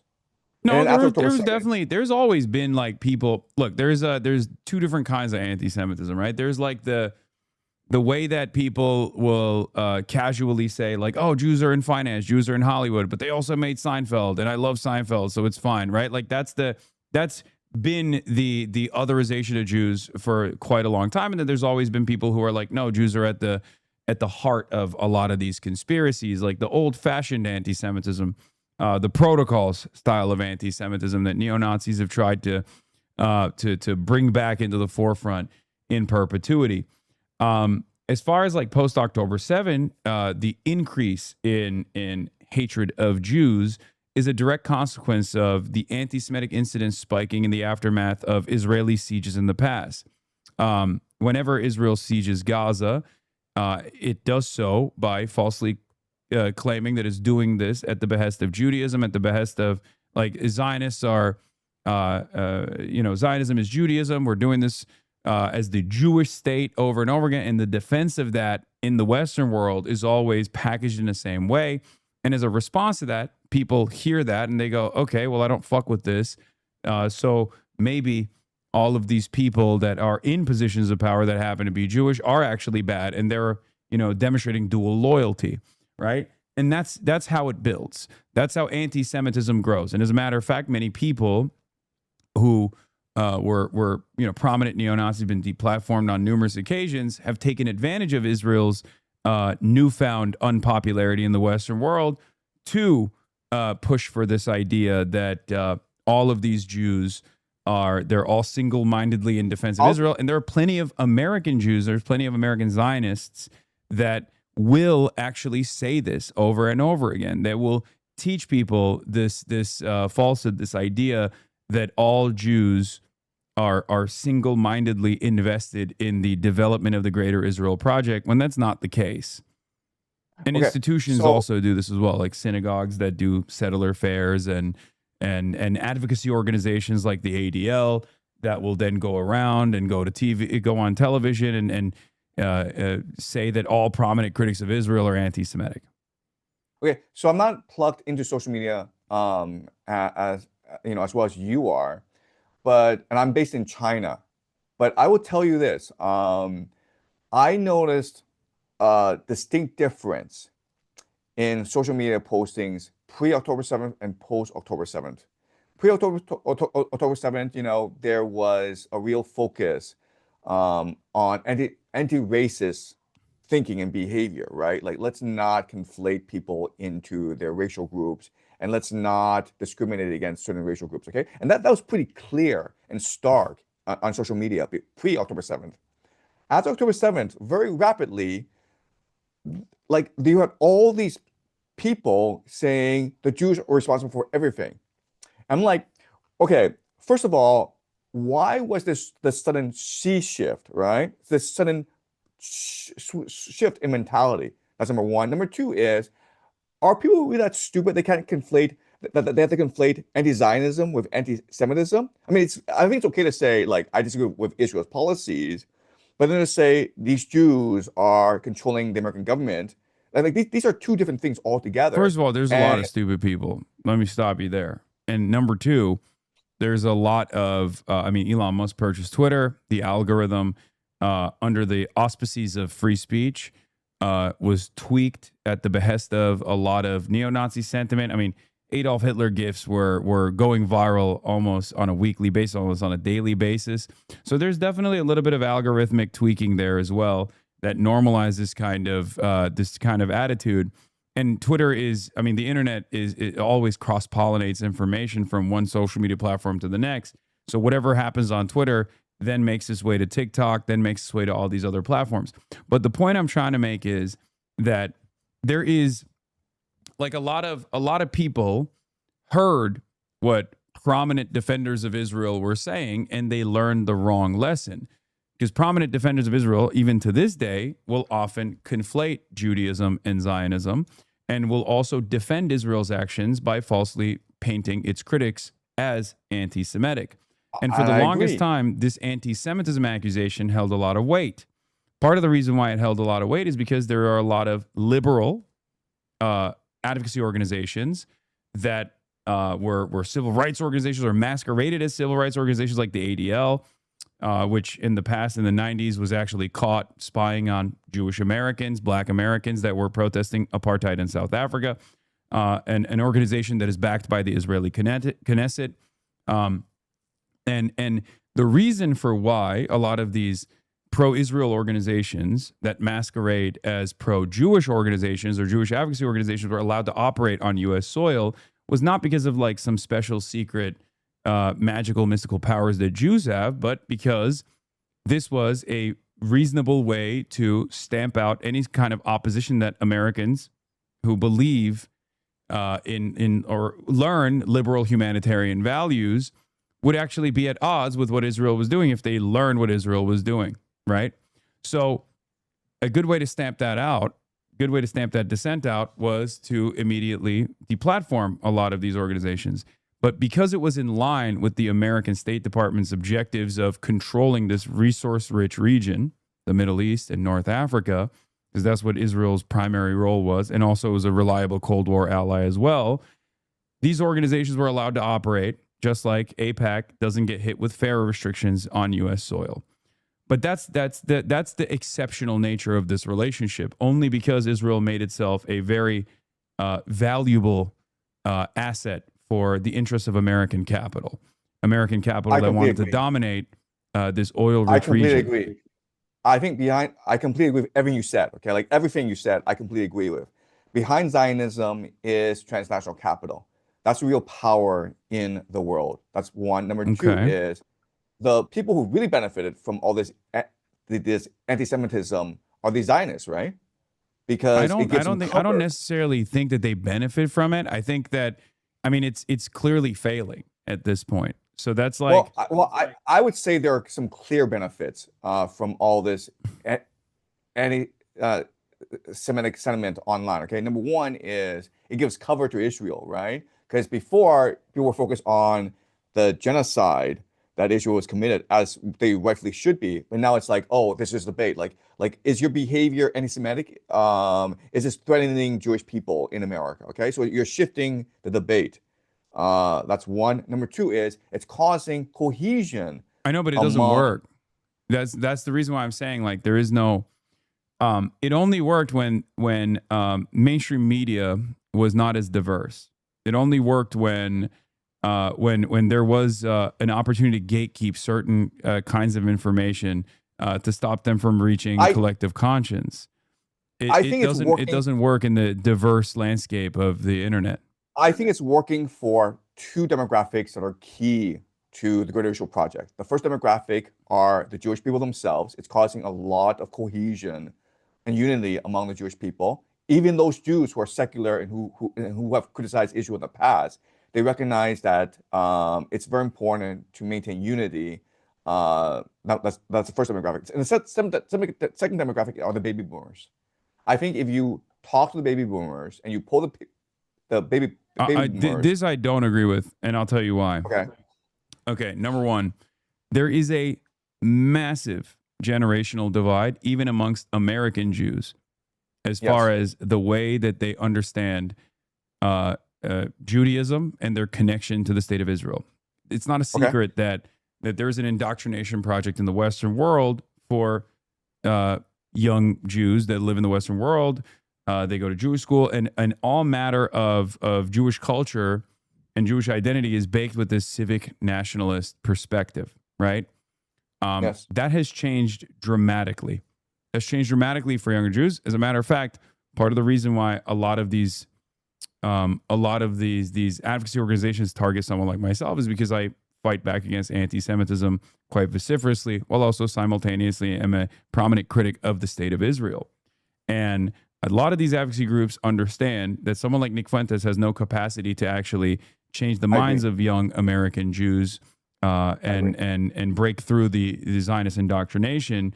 Whereas someone like myself does have that capacity, which is why Jonathan Greenblatt will talk about me, and I'm sure he's going to have a field day with this conversation as well, for hours and hours on end on television, as opposed to talking about actual anti-Semites like Nick Fuentes or even Candace Owens, who will go back to this monolithic organized Jewry theory that I oppose. So that's number one. Number two, there's also the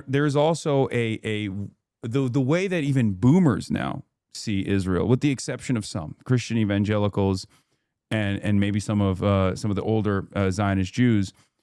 Most Americans and most people in the Western world, unlike the rest of the world, had never actually viewed Israel as a pariah state. The rest of the world always did, right? They understood that Israel was a settler colonial operation. It's a vestige of American empire. But now, even those in the Western world, given the barrage of heavy-handed accusations of anti-Semitism, demands of deplatforming, demands of cancellation, demands of like losing your job, and maybe even imprisonment in places like the UK, have created tremendous enmity towards the nation state of Israel. So I think Israel got far too comfortable in the last multiple decades, where it was where it had the capacity to influence domestic policy, and it thought that it could continue operating in the ways that it does in the Western world, and it has actually backfired spectacularly, which is also the reason why you're seeing a lot of Western governments take a much more heavy-handed approach in combating any kind of criticism of Israel in ways that we thought previously were impossible to govern around. They've overplayed their hand. And so I don't think that I think that Israel's popularity has actually gone down. It hasn't gone up. And it's actually going to have a devastating consequence for the Zionist project in the next decade. Okay, so I agree with everything you said. Okay, absolutely, like 100%. Every sentence you said. Where you and I would disagree is, I would say that we still think of the Western world as democratic, and I would say that's no longer true. It's become an oligarchy, where only a few, where only a minority control all the wealth, all the power. So as long as the Zionists are able to appeal to a certain segment of the population, the baby boomers, basically, and not even all the baby boomers. I'm talking like, the 10 to 20% of the baby boomers who control all the power and the wealth in the world. They're still able to carry through their agenda. Okay, an example I will use is this: Larry Ellison and his son. They spent billions of dollars taking over CBS and CNN, and they've installed Barry Weiss. And all the reporting is that Barry Weiss is ruining both. She's ruined CBS News, right? And she'll probably ruin CNN as well. Mm-hmm. And you're like these guys, the Ellisons, they're not dumb guys. Why would they spend all this money taking over CBS News and CNN and installing Barry Weiss, who is not very popular among reporters? In order to defend Donald Trump and also defend Israel's interests, like quite deliberately, yes. Right, and so I would say, and it works because really in America I don't right think it now, works. I don't think okay. it works. It doesn't work because there's already a crisis in confidence in mainstream outlets already. That's part of the reason why people are actually much more people are approaching this issue much differently. This crisis has been brewing. There's a legitimacy crisis in mainstream media. It's been brewing since the Iraq War, when New York Times and all these other outlets, at the behest of the American State Department, lied to the American people, told them that there were WMDs, we had to go to war. It created a massive fissure in the way that Americans saw mainstream outlets. Then during COVID, there were a lot of people who did not agree with the perspective of epidemiologists, and the media was trying to do their very best for the public good. So in that instance, they weren't literally lying to the American public. They were just doing their very best. They were, operating as the fourth estate. That still created a massive fissure. And I think that the last 3 years, the way that mainstream outlets covered this genocide versus the way that people could see this genocide unfold in real life in front of their eyes on social media also increased that division, and it almost collapsed the legitimacy that people have for mainstream media in its entirety. So now this purchase of CBS or the purchase of TikTok and all the algorithmic gaming is not going to be able to combat the enmity that people have towards Israel. Okay, so let's talk about Thomas Massey, right? This is an incumbent who is very popular, and who has done a lot for his constituents. And three billionaires, Miriam Adelson, Paul Singer, John Paulson, they spent about like $30 million to $35 million. And there's only one demographic that opposed Thomas Massey, and it's the baby boomers. So you would think, just given this, you would think Thomas Massey would win the primary easily, right? And I actually thought that he would win the primary easily, yet he lost by 10 points. Yeah, I mean, it's a So, cult. Republicans are a straight up cult. They're unbelievably cult like. Donald Trump hates Thomas Massey because Thomas Massey does the Epstein files. Thomas Massey's a major critic of Israel. Donald Trump wants to reassert his influence over the party. He puts Thomas Massey in the crosshairs. There's also $35 million in ad spend. And yes, baby boomers do watch television, and they are very malleable. And all of a sudden, Thomas Massey is eliminated, right? right. And I would say Washington, D.C., it's a bubble right now where the people there basically are aligned on many big topics, right? Especially Israel. Section 219 of the National Defense Authorization Act, it's passed, and now you will see a slow merger of these two militaries, right? Uh-huh. Israel and the United States, and they're doing this, as you point out, because like they need a pit bull, they need Israel in order to secure American interests in the Middle East, and this is a way to circumvent congressional oversight, right? So I'm saying, like, given these trends, given what happened to Thomas Massey, given the NDAA, given the fact that Washington is essentially a bubble that they all think alike, whether it's Democrat or Republican, like look at what Chuck Schumer has said about Israel, right? What reason do we have to be optimistic that there is going to be a turning of the tide against Israel? Well, I don't know if you're familiar with what I do I know very as well my what work you do. aside from Yeah. commentary, but we are electing a lot of anti-Zionists into office from the Democratic Party side, and we've overcome tremendous amounts of media spend coming from APAC and APAC subsidiary shell corporations in all of the races that I've been involved in thus far, and yet. Within the Democratic Party, because there is no similar cult-like attitude that the Republicans have, the Democratic Party's base of support is actually far more invested, given that there's plenty of readily available public polling on the issue. There is a lot of appetite for anti-Zionist, anti-Israel sentiment within the Democratic Party, which is precisely the reason why, in spite of the millions of dollars in ad spend within the Democratic primary system, prominent critics of Israel are getting elected. It's actually created a massive crisis within Washington, D.C. They're constantly talking about how they have to do away with this democratic socialist movement in their ranks. I don't think it's entirely about Israel, of course, but that's just one reason for why.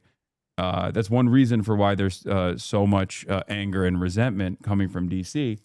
But at the end of the day, if Israel was this all-controlling entity, or if there was any sort of like cult that was gaming the system behind closed doors, then this kind of stuff would not happen. It would not happen in any way, shape, or form. People would just end up mysteriously losing these sorts of elections and whatnot, and there wouldn't be any sort of like established movement that's harnessing the current anger and resentment people have with the way that Washington D.C. Is operating in line with Israel's interests. What do you think of the 2016 Democratic primary, the 2020 Democratic primary, where Bernie Sanders was clearly going to win the nomination? And in both instances, he was railroaded by the Democratic Party establishment, right? And we know Mm-hmm. in 2016, because of the leaked emails, right, where the Democratic Party establishment was conspiring Yeah, I mean, they against did Bernie it Sanders. openly And too. in They did it by way of 2020, media as well. And in 2020, the same thing happened where Bernie Sanders had won Nevada, and he was clearly going to win the nomination because there was so much energy and organization behind him. And then um, Super Tuesday, they all rallied behind Biden. And like 2 months prior, the Democratic Party establishment was like, he can't possibly win, so we need either Pete Buttigieg or Kamala Harris, Yeah, boomers right? I are mean, like, high propensity voters. They vote in the primaries, and they are slammed to their TVs, and they were much more malleable, much more persuadable about the electability argument. That's actually a key difference in this election cycle right now. We don't know where this will go, and I'm sure that the Democratic Party will do everything in its power to make sure that the establishment continues to maintain its grip on power. But this kind of deliberate sabotage that was implemented in the DNC system in 2016 and 2020 is going to be a much more difficult terrain for the Democrats to put forth, given that there is one, a lot more diversity in people's media diets, a lot more interest in actually putting people into positions of power that will, combat the relationship, the pre-existing relationship that America has with Israel, and we're just better organized this time around as a consequence of all of those failures that we went through in the last 10 years, in the last decade. And I think that is the reason why it's very different this time around. Hopefully, there could okay, still be failure at the end of the day, but we're just going to continue so organizing around it. I want to go back to 2020 and look at the sort of like conspiracy against Bernie Sanders, okay? Because like let's look at what happened, okay? So Bernie Sanders had already won Nevada by a landslide, okay? And then what happened was a series of events. First of all, Barack Obama did a call in to a radio show in South Carolina. James Clyburn then endorsed Biden. Then the nominees started to drop out. Amy Klobuchar, Pete Buttigieg, they all Yes. dropped out together. And what's really important is Elizabeth Warren stayed in the race, thus Mm-hmm. splitting the left vote, right? And when Mm-hmm. people were like, like Elizabeth, like I thought Bernie and you were friends. Like, why are you staying in the race? Well, I And mean, then we knew Elizabeth that was that wasn't the case, but yeah. exactly, right? So I'm saying like there's massive coordination behind the scenes, right? You need someone like Barack Obama in order to make all this happen. So given that Barack Obama sabotaged Bernie Sanders in 2020, and given the fact that Barack Obama still remains the most popular Democrat in the United States right now, he's still the most powerful Democrat in the United States right now. What makes you think he won't do this again? Um, a couple reasons. One, it depends. There are very popular figures now on the left, and their popularity is only going to continue growing. That could potentially happen. That could potentially happen where Barack Obama could move in at the last second and turn around and try to game out the system again. I just don't think that the infrastructure there remains because the appetite from the base of support is very different. Like the appetite from the base of the Democratic Party, the high propensity voters that comprise like the backbone of the primary system, they do not believe in the electability arguments that was presented by mainstream media any longer. That's the only reason. I don't think if Barack Obama intercepted these current primary races, for example, if he were to come in and say you have to vote for this person over this other person, I don't know if he would have the same level of influence capabilities. Because there are other figures that are also very popular within the movement, and there are also other organizations that are growing in power that are not that are not inside of the Democratic Party. They're not accountable to the party bosses, and there is a lot more outside pressure, and people are a lot more aware of the things that took place or the decisions that they made. I talked to a lot of boomers. If you were to ask a lot of boomers, many of them say they voted for Hillary Clinton. They thought Bernie was bad. They thought he was a spoiler.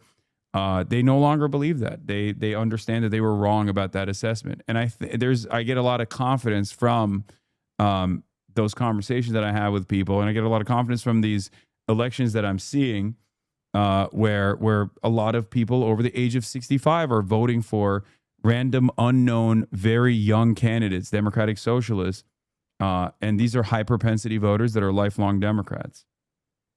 What do you think of Tucker Carlson and MTG? Because these are both extremely anti-war people who have basically abandoned the Republican Party because they're anti-war. Like, like how? I mean, how would you perceive these two people in particular? I think Tucker Carlson is very connected to JD Vance and Peter Thiel, and therefore he's garnering a lot of legitimacy in the anti-war space. And there are plenty of people who actually believe him and think he's a sincere voice. And he does make a very convincing case in that front, especially against Israel.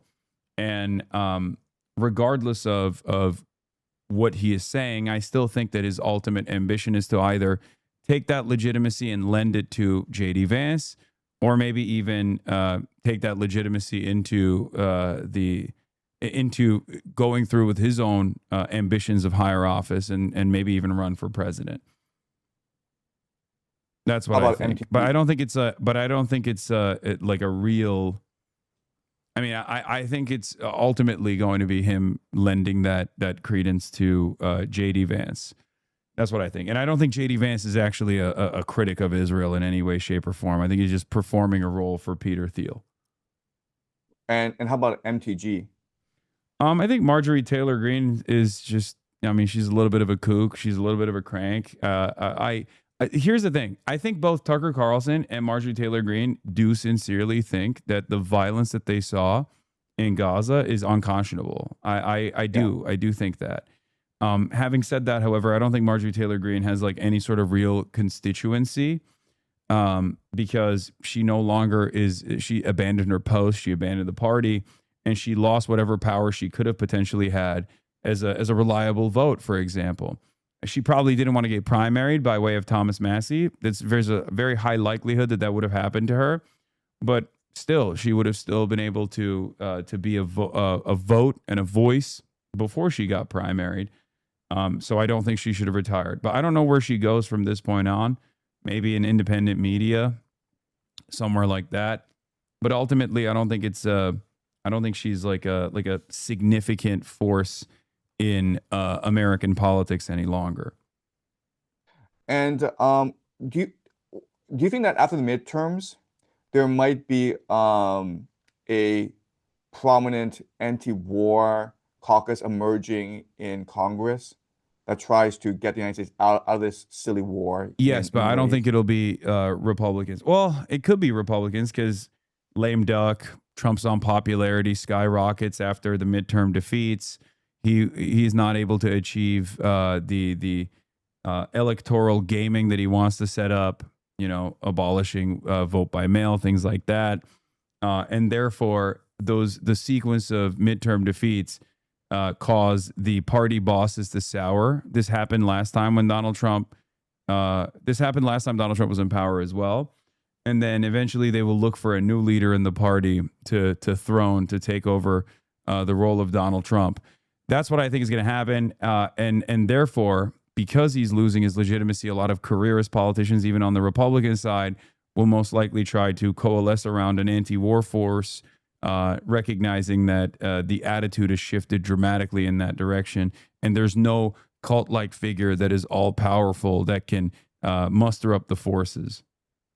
So you would know a lot better than I do, but I would guess that for the midterms, the Democrats are going to promote a lot of blue dog candidates.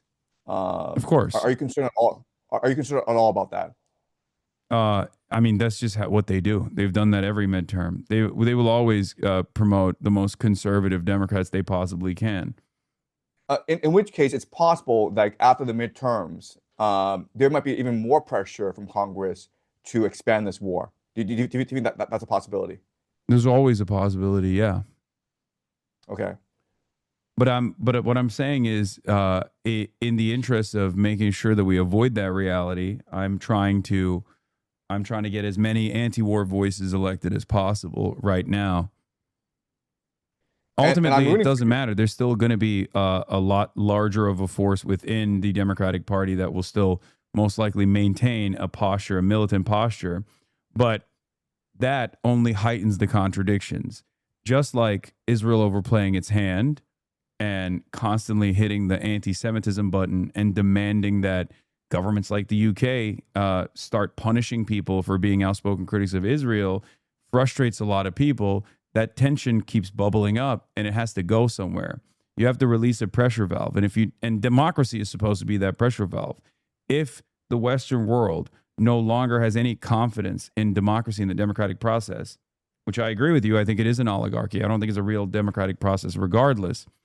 But once it gets to that point, changes will be inevitable. That's it. And I think people, powerful interests of capital, will want to maintain a level of stability. They can make money in crisis. They can make money through volatility. But too much instability and too much volatility, all of a sudden they're not making money. Then it becomes unpredictable. So in an effort to avoid that, they will have to concede. That's what I think.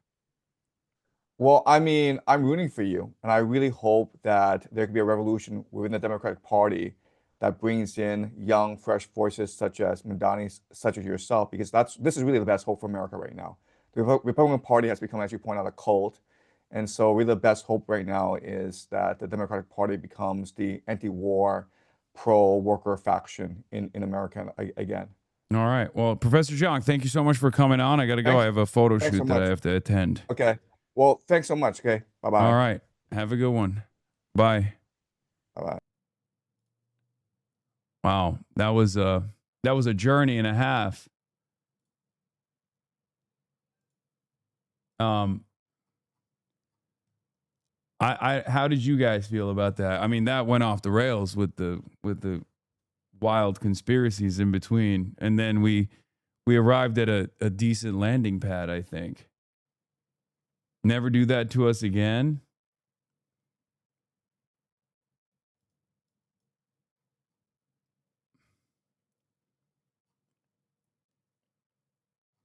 I can't believe you didn't ask him about spirit cooking.